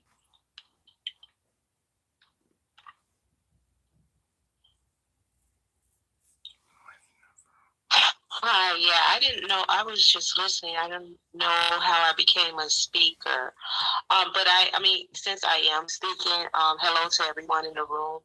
I'm trying to figure out, because I'm just new to the conversation on the Jason Black thing. So I know I've heard before, and can someone clarify to me, is he and Professor Black Truth, are they the same? Because I've heard that before, but I don't know, and I'm just like baffled to what I'm hearing about him. I mean, I really don't listen to him. I mostly listen to Professor Black Truth, because he's like really short. I don't have time to listen to Jason Black. But yeah, this is just all new to me. The same just real quick. Go ahead. Just real quick, listen to what you just said. You don't listen to Jason because of how long-winded he is, and you do listen to Professor Black Truth because of how concise he is. And if you think that's the same person, I'm sorry, I'm gonna mute you because of some feedback. But if you think that that's the same person, then that's kind of phenomenal type of bipolarism that we are experiencing in real time. I'm gonna mute you because. No, I don't think. I've heard it. I've heard someone say it before. I don't really think it. I was just asking for clarity. Like, I don't even know. I'm just new to hearing all of this. But I've heard before in spaces that people have said that they were the same person. So I was just trying to, figure that out. I don't think they are, but Eve, answer it, and then let's get to Woody Dynamite. Go ahead. Okay. It's very strange because I don't even see her as a speaker anymore. No, I don't think that they're the same person, but what I'm urging people to do is to stop listening to what people are saying about other people and use what you've learned. And from what I've learned about Professor Black Truth, he's never told anybody how to live their life as much as he's told us what's going on with people who look like us and people who've experienced our story. From there, do what you're going to do with the information. But I will say that the biggest other difference that I've seen between him and the other voices of the new Black media is that he's always encouraged people to check out other sources. It's never been about me, me, me. And if you think that that's the same person, then you think that that's the same person. I don't think that that's the same person. I don't think it. No, I don't think it's the same person. I didn't think it was the same person. I just heard people saying that, and I was just asking, because I don't really know what's going on. I'm just trying to figure it out. I didn't. Yeah, okay, that's cool. Okay. Let's move on. We got it. Thank you for that. If you could drop yourself down, thank you. Let's move on to the next point. I want to get back to Willie Dynamite. Go ahead, brother. Peace. Y'all can hear me? Can I be heard? Yes, sir. I can hear you now. All right, cool. Actually, I'm glad I just went behind that last sister because she had brought up something to my attention. This confusion between who Jason Black is and who Professor Black Truth is, that is deliberate. People know they're not the same person. We've been listening to both of them for years. they both have two different cadences and two different styles of broadcasting. Even amongst the broadcast, you could tell that the way it's delivered, that they're coming from two different types of mindsets. So, you know, that when people are saying that, you know, based off of just simply the way the voice sounds, well, Ja Rule at one time sounded like DMX until he started singing, right? So, people are actually throwing this shit out there who don't listen to none of them to deliberately cause confusion. Which kind of brings me to my next point. You know, through history, throughout our movements, romance has always been a point of attack.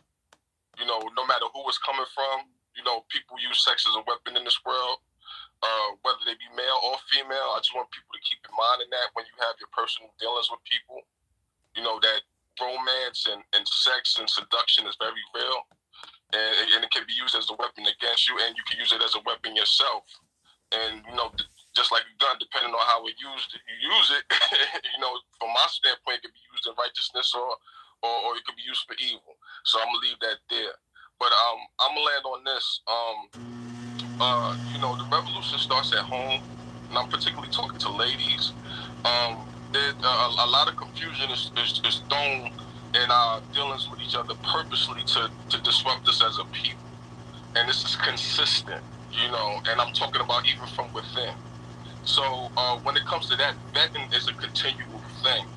You don't stop. You don't vet me just for a year or until I make your heart melt or until I can sometimes win you over intellectually or what may have you. It is continual, always continual, and no one is above it. No matter status, no matter how what following they have, no matter how much money a person has, no matter how much access a person has. If we are going to move forward as a people, everybody has to continually get vetted. I'm not above that. DeJuan is not above that. Nobody in this room is above that. We have to continually watch who's around us. We have to continually watch what's going on, and we have to stay focused on what we got to do as a people. So, with that being said, let's just try to stay focused. You know, I'm sorry, you know, things turn out the way they did, but then maybe we could find something good for us to maybe possibly learn a lesson, and possibly maybe we can weaponize this. Because we are in warfare, and anybody understands the rule of warfare. You take absolutely every single entity that comes across your way and you weaponize it. This is exactly what the white supremacists do to us. They take our images, they weaponize it.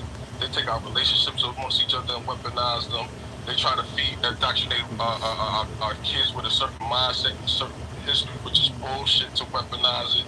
So we also have to take things that we have encountered that may at times seem that they're detrimental to our community, turn it around and weaponize it and actually use it to put a lot of people into a better position in the society. And I'll land. Thanks for letting me on stage. Real talk. Thank you for that, Willie. To any new speakers, I think I'm probably going to wrap this up. Let me say one quick thing. I've met both individuals. They're different people. So, Judge, actually, let's go on that real quick before I get to the next speaker. You've met Jason. Yes, in the flesh. In the flesh. So, can we get a confirmation that the person that's in the picture in the jumbo, that's the person that you met? Wait a minute, let me check the jumbo and see what you're talking about. Hold on.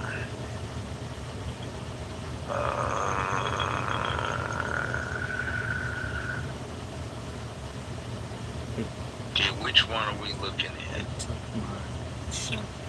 There's a tweet shared by Lioness Crown that has a picture, and I've got something. Davey from Mr. Awoke, Crypto.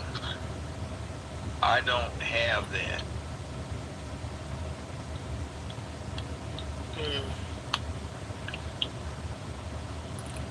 Judge, if you swipe all the way to the right and you go to the second click, the second post, that's his picture should come up, Judge. I'm looking. I'm not getting that. I'm just getting a repetition. If you scroll all the way to the right, it's just going back. Hold on. Conscious outlaw revenge. I've got something on that. Somebody posted something of mine. All the way free.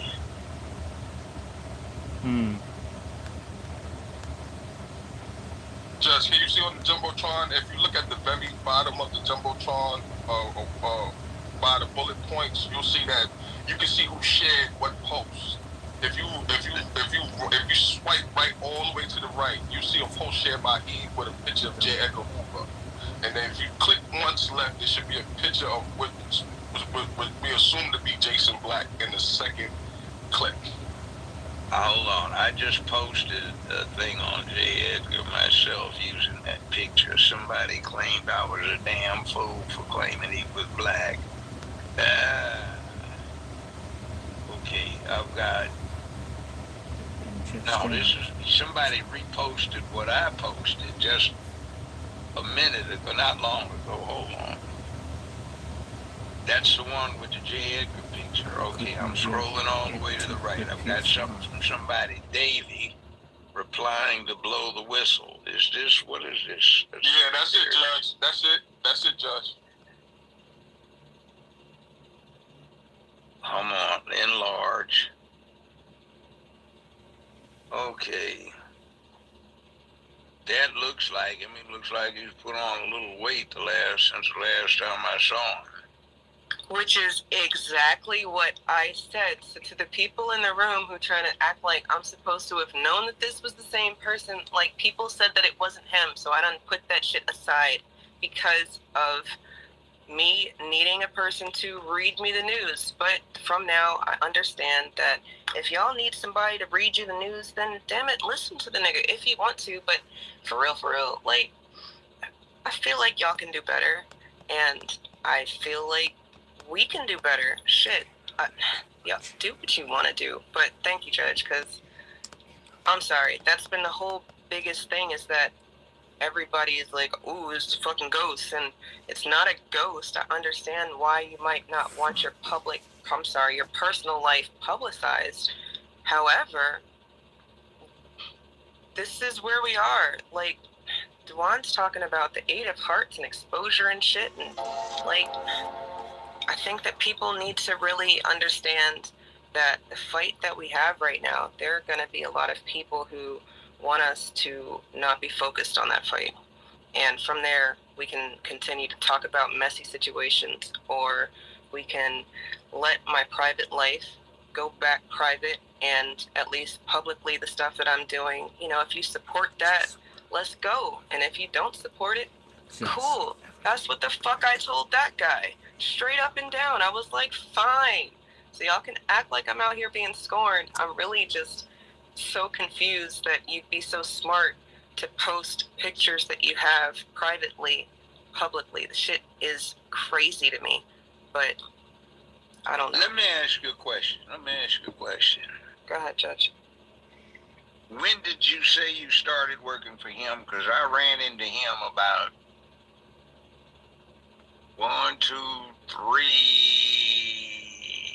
2017, something like that. That's 6 years ago. And there was a woman that he had that he did all of his work through back then too. I believe it. The pattern fits that. He wouldn't make personal appearances. He had her do them for him. Yeah, Even though he would show up to do his documentary stuff and things like that. He had me in one. That's how I met him. And that's why I guess I was kind of confused, because I know that you said you wanted to talk to him after that. So then I was like, well, did you even meet him? Or is it more of what I've seen, which is show up for the documentary, but conversation? I saw him for over 2 days for several hours each day while he was taping. He wasn't a bad person to interact with, but I found it peculiar that he never would make personal appearances. Well, I find the behavior to be very similar to what I was doing with regards to the behind the scenes work. I don't know which woman you're talking about, because you could be talking about a few and they're not here. So I feel like their business is their business. Again, they could have made a statement about any wrong that had happened to them, and maybe they don't feel like anything wrong's happened to them, but I feel like we're better than what has transpired over the weekend. And on Martin Luther King Jr. Day, I'm tired of having to not talk about what's right and what's wrong. And I've said that I was wrong about the things that I've been wrong about, but stuff that I'm right about, again, if you rock with me, then continue to support me, and I appreciate your support. Let me get the work done, and let's go. And if you don't, that's cool too. But please stop sharing my nudes. I find it inappropriate because it wasn't for you, and I think it's crazy that I have to say that out loud. But D. Can you hear me? Mm-hmm. Okay, thanks for letting me speak. I just wanted to say, just don't be afraid to have a paradigm shift. That's just basically having a change of mind after accumulation of evidence challenges the status quo.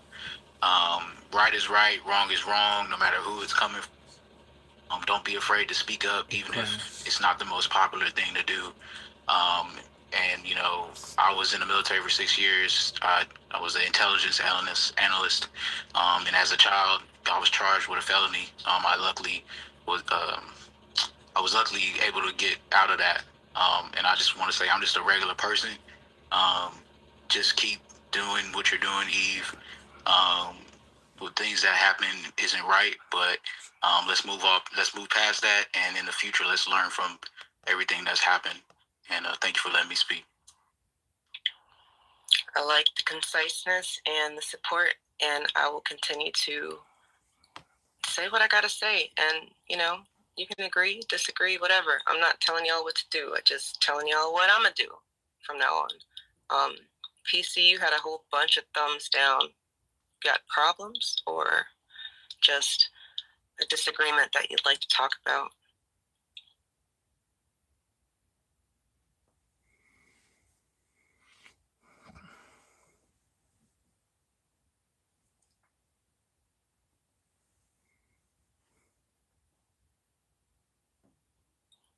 I don't hear them. Yeah, I was about to ask if anybody talking.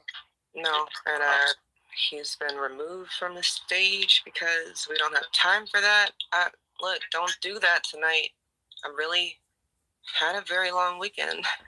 I don't know about y'all, but it's been a long weekend. So let's not take any more new speakers. And there you go. No more new speakers. Nigga, you gonna shut it down now? Stingy, excuse you. You're on the stage. You're not discluded from what he was talking about. I need to rub the whole phone down with root work after this shit.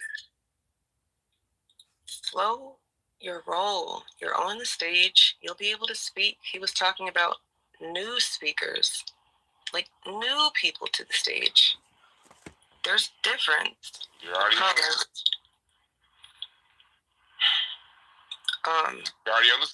Now go ahead and speak.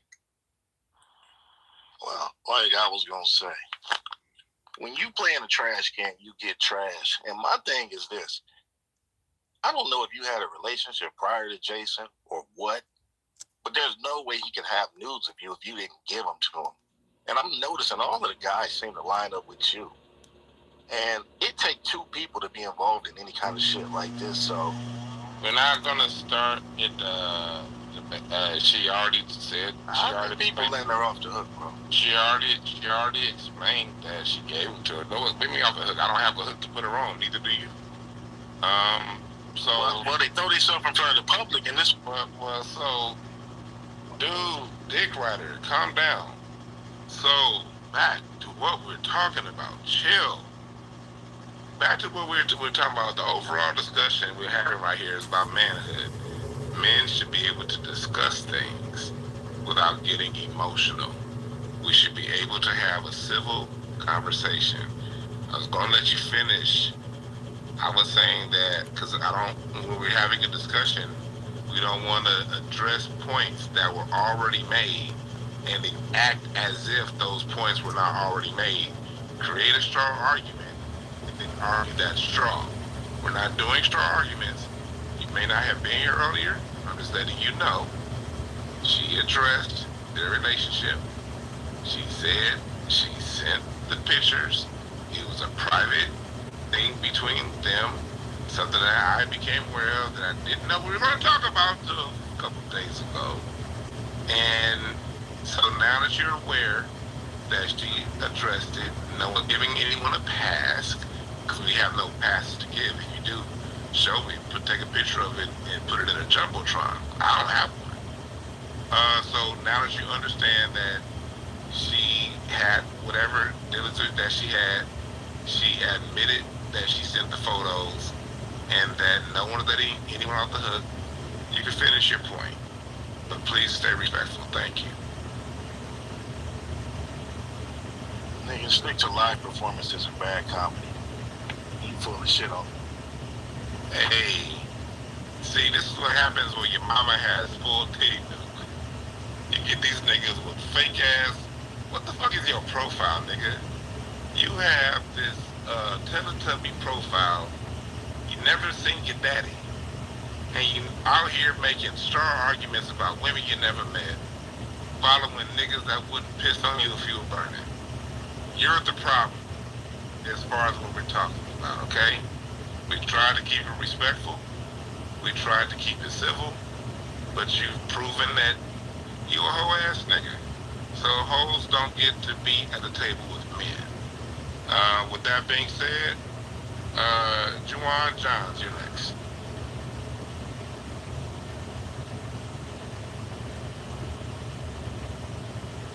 I just got Moody. Go ahead, brother. Can you hear me? Yes, sir.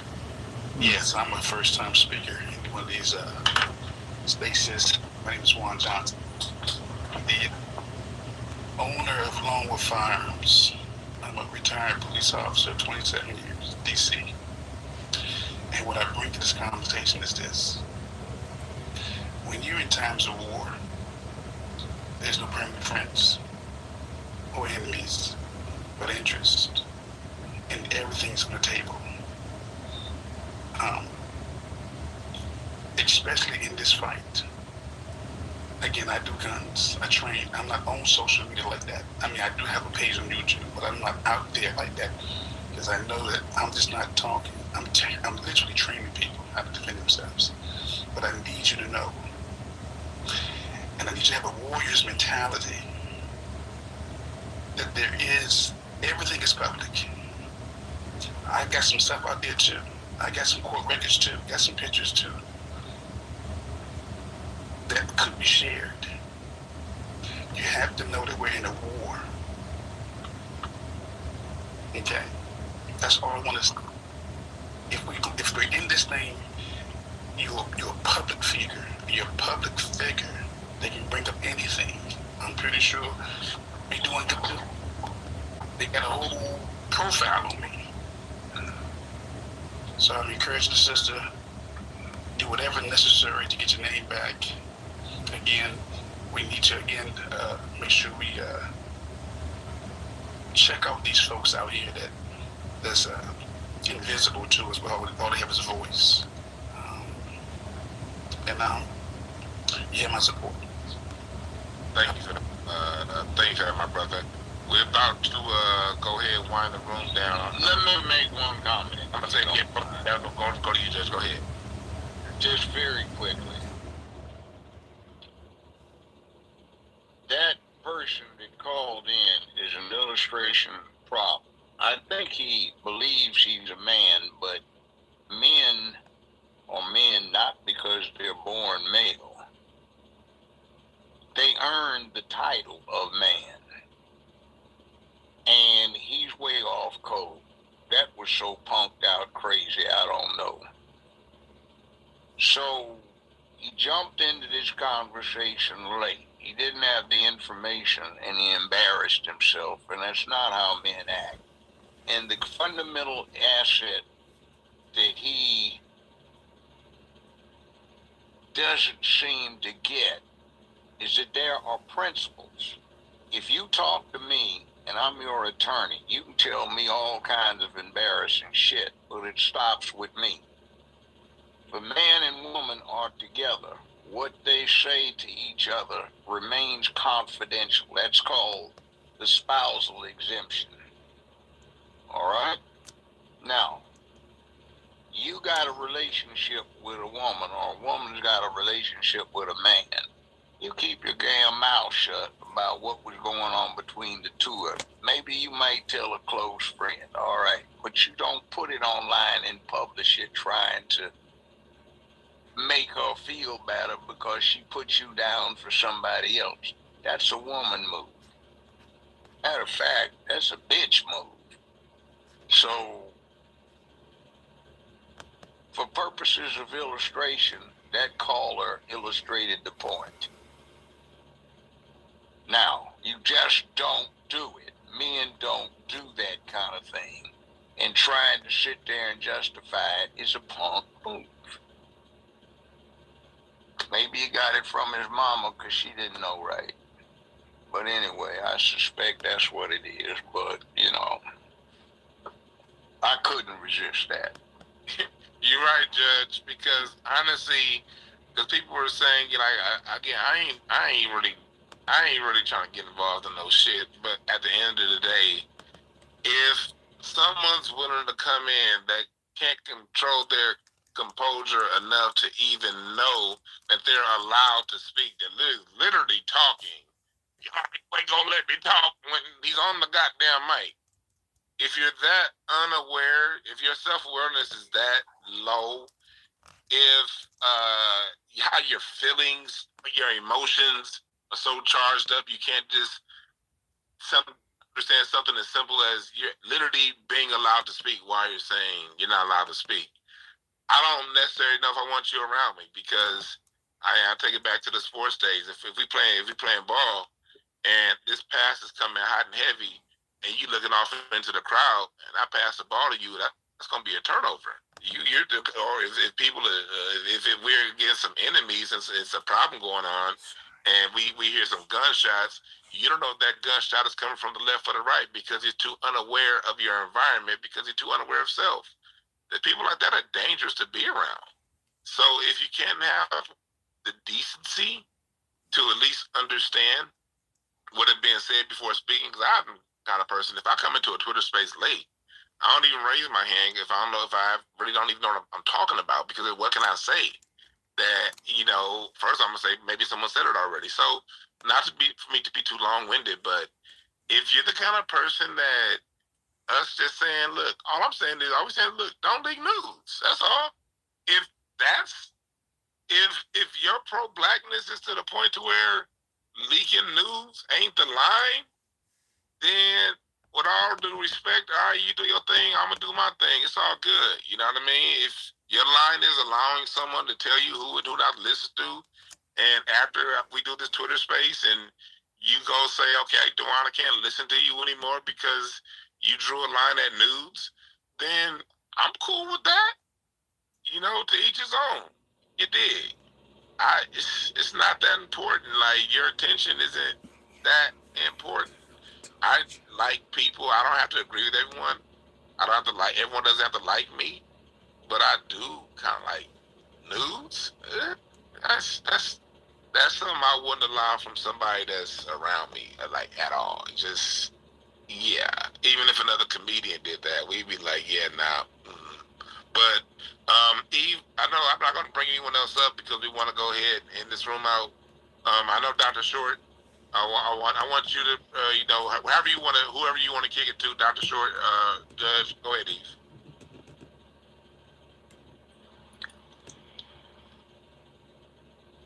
Go ahead, Dr. Short, are you there? Yeah, I'm here, and I just want to encourage men to be men and women to be women, and for people to respect and care about each other. The beginning of reparations is how we repair one another, which is something that many people may not be aware of what came in Reconstruction that was all about and for just black people, were people who had literally programs and things to teach men and women how to be together, how to love each other, and to build a community, because some of that had been taken by the slave regime. And so, following the second commandment of loving neighbor as self won't hurt anybody. It won't hurt us to respect one another. It won't hurt us, even if we're not Superman or some Marvel figure, to be as much of a man as you can. And the same, you don't have to be Dorothy Dandridge, but be as much of a woman as you can to have purpose. And Sister Eve and all the sisters there, I want to charge all of you to reach and to be higher, vibrate higher. Stay away from people that are negative, male and female. And I'd say the same thing to the men. I want to apologize to sisters because we have I've heard a couple of people tonight that they were blaming Sister Eve. I haven't heard anybody be as harsh because they wouldn't do it to a man because they'd get stepped to.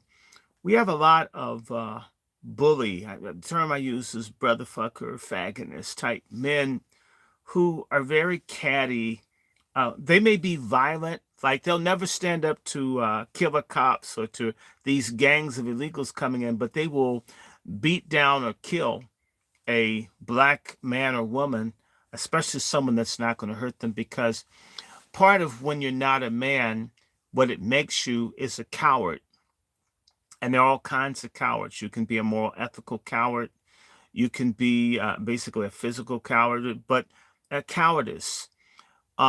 We black men have to stop being cowards, stop being afraid, and not only afraid of accountability, afraid of responsibility, afraid of fatherhood, afraid of starting your own business. We need to have some nuts. We need to have bigger balls. And part of having big balls is being able to move on from relationships, whatever. When I was in the university, a white boy break up with his girlfriend, he'd jump off the dormitory. That's how it used to be. Now we have black men shooting and killing a woman if she breaks up. That's insane. You may have the lethality of a man. You may have the brutality of a man, but you're not a man. And ideally, I'm not asking men to be victims to women. I'm not saying that women shouldn't be accountable, but I put the greater weight of accountability on men because we're leaders. There's more to be desired of many of us. A man that put himself up as at least a person that's a thought leader, if nothing else, then more is to be expected.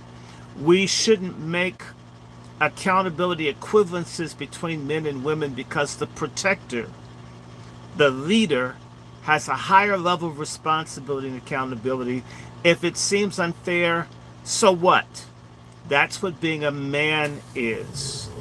And so just because you might come from a matriarchal family system, which is a problem, just because you've seen women with power and authority doesn't mean that we don't, as men, have to be more responsible and more accountable because we lead. We are leaders. We have to set a standard, not say, well, she took her shit off, so I took mine off too. We've got to be better than that. Trust me, if we ever get emotional and dick control, we're an unstoppable force, black men. I love you, sisters, all you Wazies out there, Sister Sean, Sister Jade, Sister Juicy, Sister Eve. And I want to say to you, stand up. They crashed my channel. I don't give a damn. I'm going to keep saying the truth. God bless you, Judge Joe Brown, Brother Dewan, all the people that shared. The good thing is that we're talking to each other. And we can work through anything if we sit down and we reason together. This need not be the end, but it's a new beginning where we're honest, and what comes from this is a greater sense of respect for each other, dedication to each other, greater accountability and responsibility, and we must vet everybody. And we should be honest. We should know who we're dealing with, and we need to also say something else. Sister Eve, and no other woman out there should be fully unprotected, because Judge Joe Brown knows that there's a type of man that is a serial killer, serial batterer. These types of men are unique. There's so many of them per 100,000 of just super evil, destructive men that prey on women. For too long, we've given these people a pass. Well, that's a hard dude. No, you're a predator. You're a monster. We should hate predators, pedophiles, anybody that's a prey person that hurts in our community. None of them ever again should ever be able to have any kind of position of respect. I don't care how great they are as a musician or anything else. Athlete.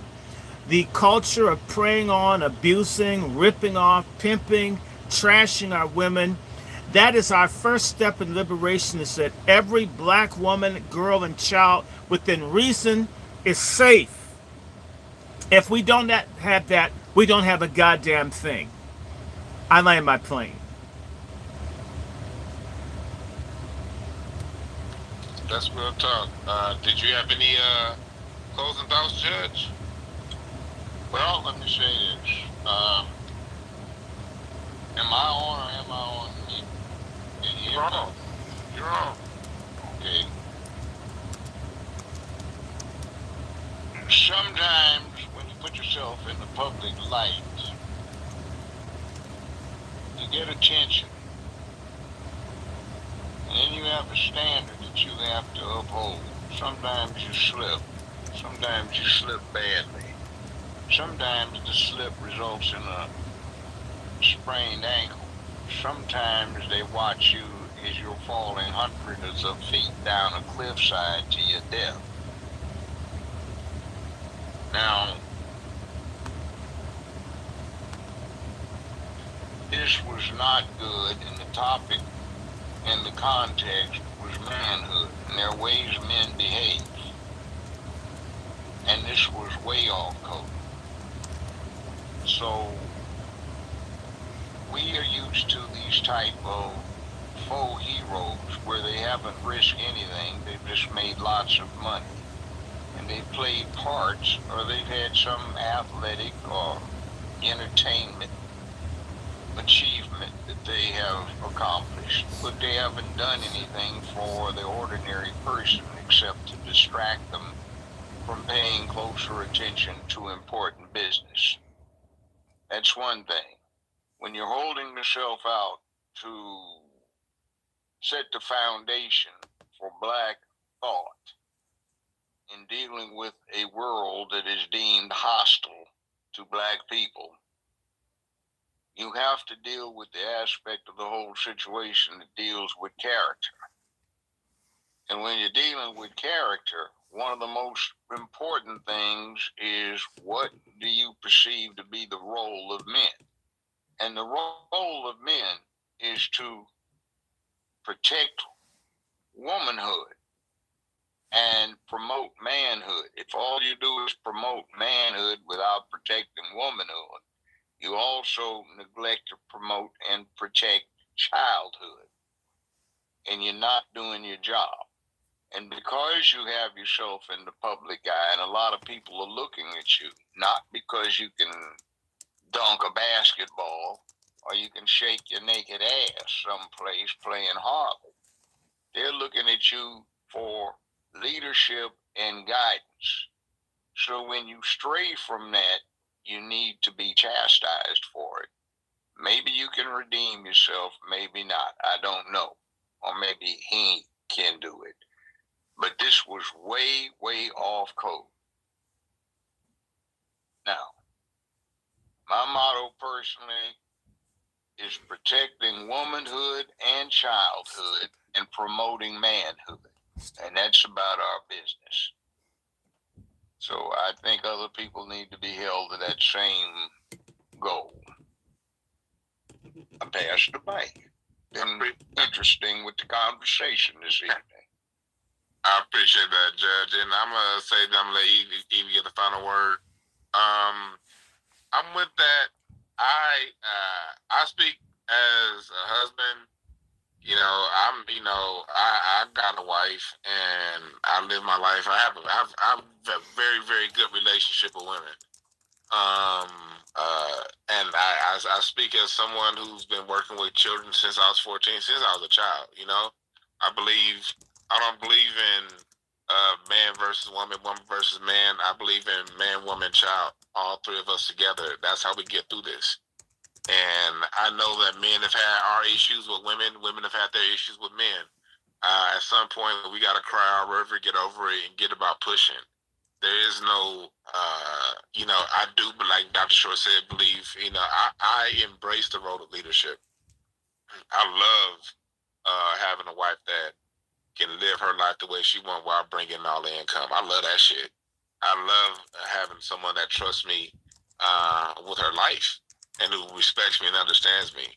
I live this when it comes to living with women, when it comes to how I treat women, when it comes to how I interact with women.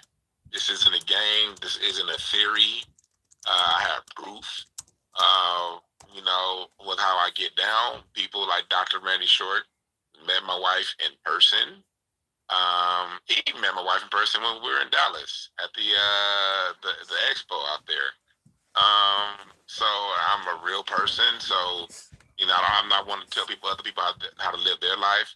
I just talk about how I get down, and I have pretty fun with mine. And so I'm all about respect, and I'm all about honor and love. And people gonna have their issues. People gonna have their spats. I get all that. But let me go back to when I was single, because I'm a millennial. I first got my news, from Yahoo Chat when we used to have to use a goddamn scanner. That's how long I've been around this motherfucker. I'm thinking to myself, if I was a single person that was still in that life, the last thing I want to do is go around posting pictures of what I got, because why? I want to get more. And I'm thinking, as if you would one of the dudes out there who that's your life, you into that, you don't make it high for other men, dude. You don't blast it like that, because now chicks is gonna be quiet for the next man. So for you niggas out there who are so dick riding on cult of personalities and stuff, just think about it in general. Like, if you in that lifestyle to where you dealing with women on that level, you want to keep everything cool so you can keep everything going for those of you out there doing that. I'm not gonna sit around and be like, what somebody shouldn't do, shouldn't do. You can't tell the next person what they should and shouldn't do. That's just how people live their life. And if you in that life, if you're the kind of person that's gonna receive stuff like that, because if you have more, if you have multiple, that means what? You didn't say stop. If it was that bad, you would have blocked. So there was no stop. There was no block. And it's, again, Eve is taking accountability for her side of what's been going on. And the fact that Eve is still with her dude, who I also met out there in Dallas, very respectable man, walks and talks like a man, chin up high, shoulders back. I met that brother and I was impressed by him back in Dallas. So, and then again, when they came to my show, they were together. And so, the way I look at it as a man, if the man that you're with decides, no matter what y'all went through, if he says it's all good and we're gonna move forward, good, bad, or indifferent, I have nothing to say. But that's what it comes down. That's what manhood's about. Manhood is respecting every man's kingdom.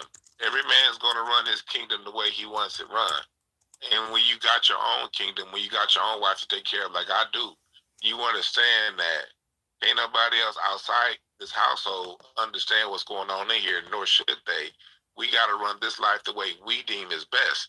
And when you can prove and show and prove that you can hold a woman down for that goddamn long and still make it together like that and do that, you understand that the next man, as a man, I have to respect him for how he runs it. I can have my opinions. I can think this, I can think that. That's cool. But we all got assholes and opinions, and all of them ain't worth shit. So at the end of the day, if he decided, and even her dude decided to get back together and move forward from this, all I can do is respect that as a man. And I'm not, again, I'm not trying to cause any rifts. I don't want any rifts. I'm cool with everybody. Like, if y'all want to listen to who y'all want to listen to, I ain't gonna be like, you listen to that person and come to my YouTube. No, listen to whoever the hell you want to listen to. And if I'm too much, then I'm too much. I'm going to continue to interview Dr. Randy Short. I would love to interview Joe again, Judge Brown, because Judge, my first interview I had ever done on my YouTube channel was with Judge. And I got that was the only video I got that got over 100,000 views. That was back in 2020. Judge interviewed with me 4 months after I started my YouTube channel, seriously. And I'll never forget that. And so I appreciate you, Judge. I appreciate Dr. Short. I appreciate everybody. I appreciate the information that's out there. But at the end of the day, everyone has to make their own decisions. And before there's a black first code, we got to talk about just decency as people. A human first code. Humans being decent. And when someone does something, if someone tells you something in confidence, you don't spread that information. If someone passes you a private note, a private picture, that's not my business. And that's what I'm gonna leave it at. But thank you. I appreciate you, Judge. I appreciate you, Eve, and thank y'all. Hey, thanks for having us on here. Tonight has been a night. To the room, y'all have been gracious. I know that it could have gone a whole other way. So I appreciate the care that's been given to the situation. Now, I have some final thoughts, but I do need to address some things that I've seen. There's a bitch in the comments, Missing No, who said that this is giving color purple. And I find that ironic, right? Because we started this whole conversation, really we were going to be talking about the color purple. And then we did. And then I'm trying to figure out how a bunch of men sticking up for a black woman, a bunch of black men sticking up for a black woman is giving color purple, because nowhere in that, not the book, not the first one, and not this musical, is that the narrative. So fuck you. And then to PC, who is actively looking for my nudes, you're a whole weirdo. They're out there, and if you want to find them, I guess you can, but to the whole point that Chris Akir is making in the comment section, saying that this is a whole space about nudes getting sent to someone other than her spouse. Yes, because at the end of the day, when someone is receiving private pictures, it is illegal to post that shit publicly. And if we're talking about common sense or decency, you would think that if there's a disagreement between two people, it wouldn't go there. I never took it there, and I'm floored that we even came to here. But now that we're here, I hope that a lot of y'all have some clarity about at least what I've been talking about. And if you don't, the playback will be available for you to listen to. There's a bunch of things in the jumbo that I think that you should pay attention to, because the cult of personality is real because of statements like Dwan makes every time he speaks. There are no perfect messengers, only perfect messages. And then people start to gloss over some of those red flags because, people aren't perfect. So, some of this shit makes sense. And then, toss aside what doesn't make sense. I'm not telling y'all not to listen to the man, because he does dissect the news in a way that nobody else has done, at least not yet. But I don't know if that's something that I need, so I'm not over there no more. And I would appreciate y'all getting back the fuck to work, because at the end of the day, like I've been saying all night, I want us to get what's owed to us. So when people are out here actively disparaging my name, that means that you don't want me to speak for us. And I don't understand why, when I haven't done anything wrong for us. And I think about the optics of me talking to state legislators and my ass is on the internet, and not because I posted it. Like, if you want to post your ass on the internet, go, girl, do you. I mean, if that's what you want to do, that's not what I wanted to do, and I didn't do that. So I think that some of the shit that I've had to say out loud is because some of y'all weirdos never got any ever, and now you're riding behind a dude who's supposed to get you access to more. But I was at that Valentine's Day program. Okay. I feel like I can exhale. I think the Black family is a move. And Judge, I'm so happy we met, right? Like, I think this is going to be a wonderful relationship of learning and growth and stuff. May I invite you to come on the X Space? I'll be co-hosting tomorrow. As long as it's after work, I can be there. Yeah, it'll be after work. It'll be Dana, the real Dana. She will be hosting, primary host. I'll be a co-host. It's usually after rush hour traffic. She's on Eastern Standard Time like you, so it'll probably be somewhere around 7 o'clock, 6 or 7. Same time as this. That sounds like a move. I appreciate that. Let's do it. Dr. Short, Right. You're great, always. You've always been a person that is who he says he is. Like, look, y'all might not like Dr. Short because he is who he says he is, and I don't know how else we're supposed to be, period, point blank. So, do what you're going to do. Dewan, I will continue to support what you're doing. I threw your information in the jumbo because I believe that we should get paid for the work that we're doing. My gosh, this shit is circular.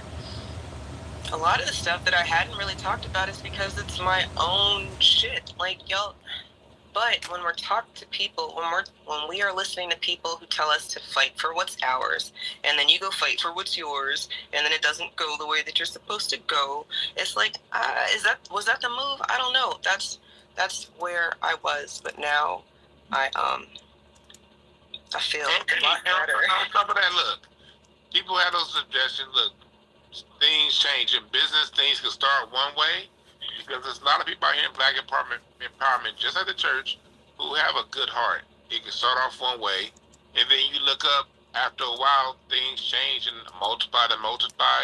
If someone comes back and asks to reassess the situation, that's fine. That shouldn't result in this. The whole night I haven't been talking about the details because I don't. Even though I'm hearing more, I don't talk about what I have not personally experienced. I'm keeping it on just a general level. Business goes sour, agreements change, things change. Leave the bedroom politics out of it, and just say the bedroom politics change. That's not my business. What went on between two different people. And I want to say this to people: I am who I am, and if you have an issue with what I'm saying, I will be at the Improv in Hollywood on Melrose tonight. I'll be out there hanging out. I'll probably be out there till about midnight, smoking weed, talking shit. If you wanna, I'll be there. Next Monday, I'll be at Flappers Comedy Club on stage.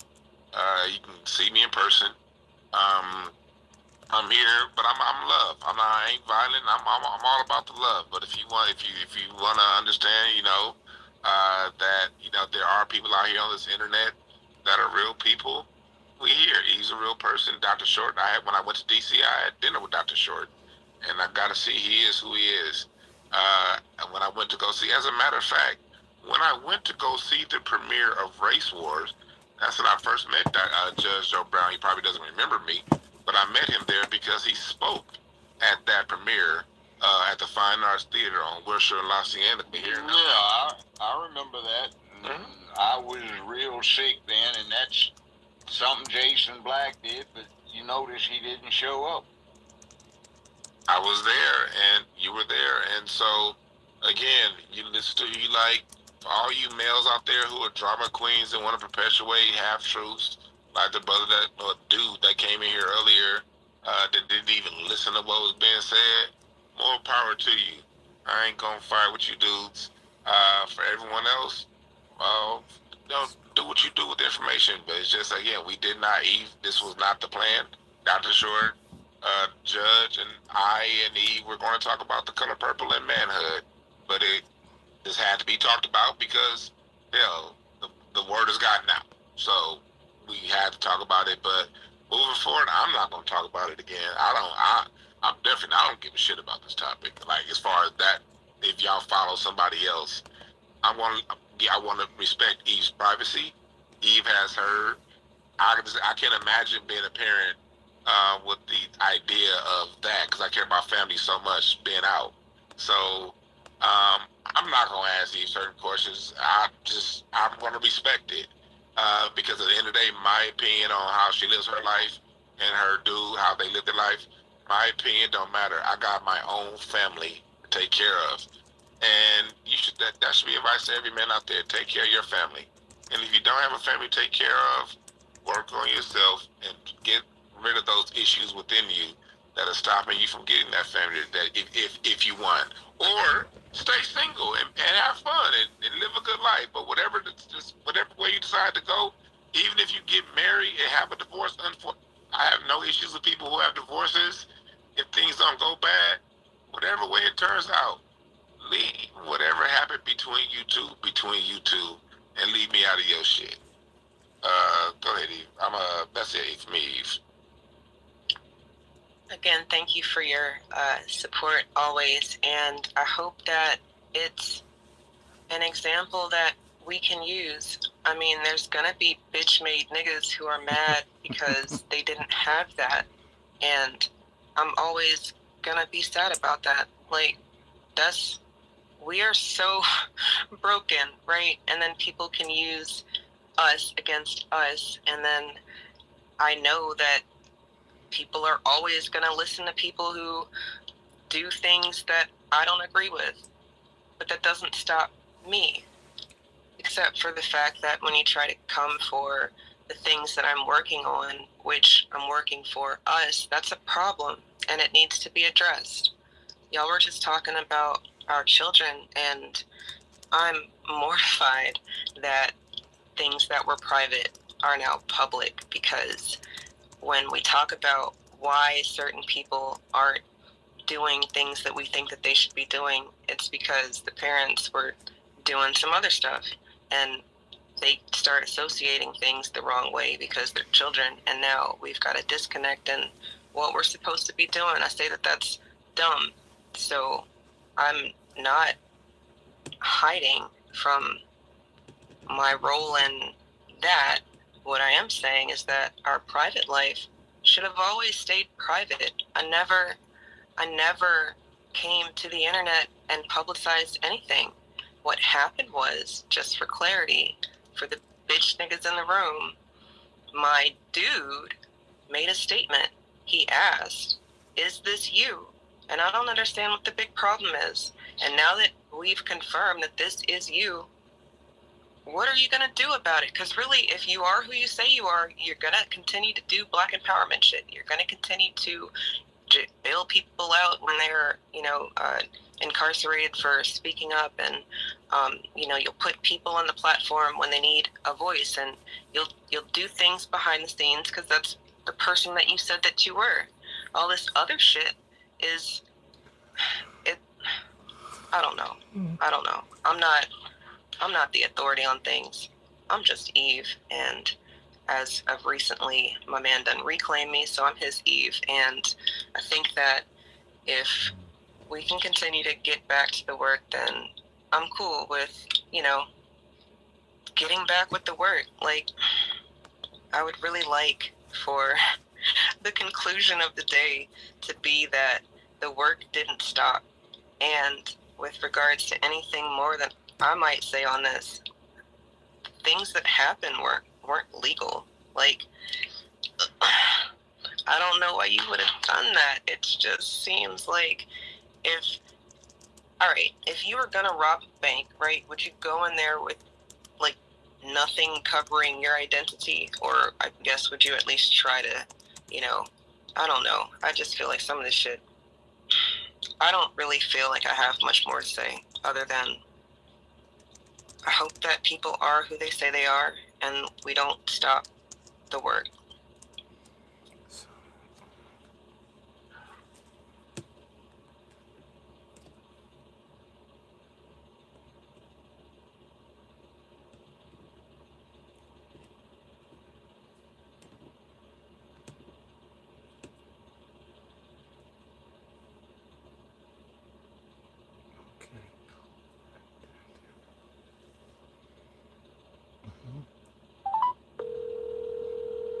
Okay, I think it's done.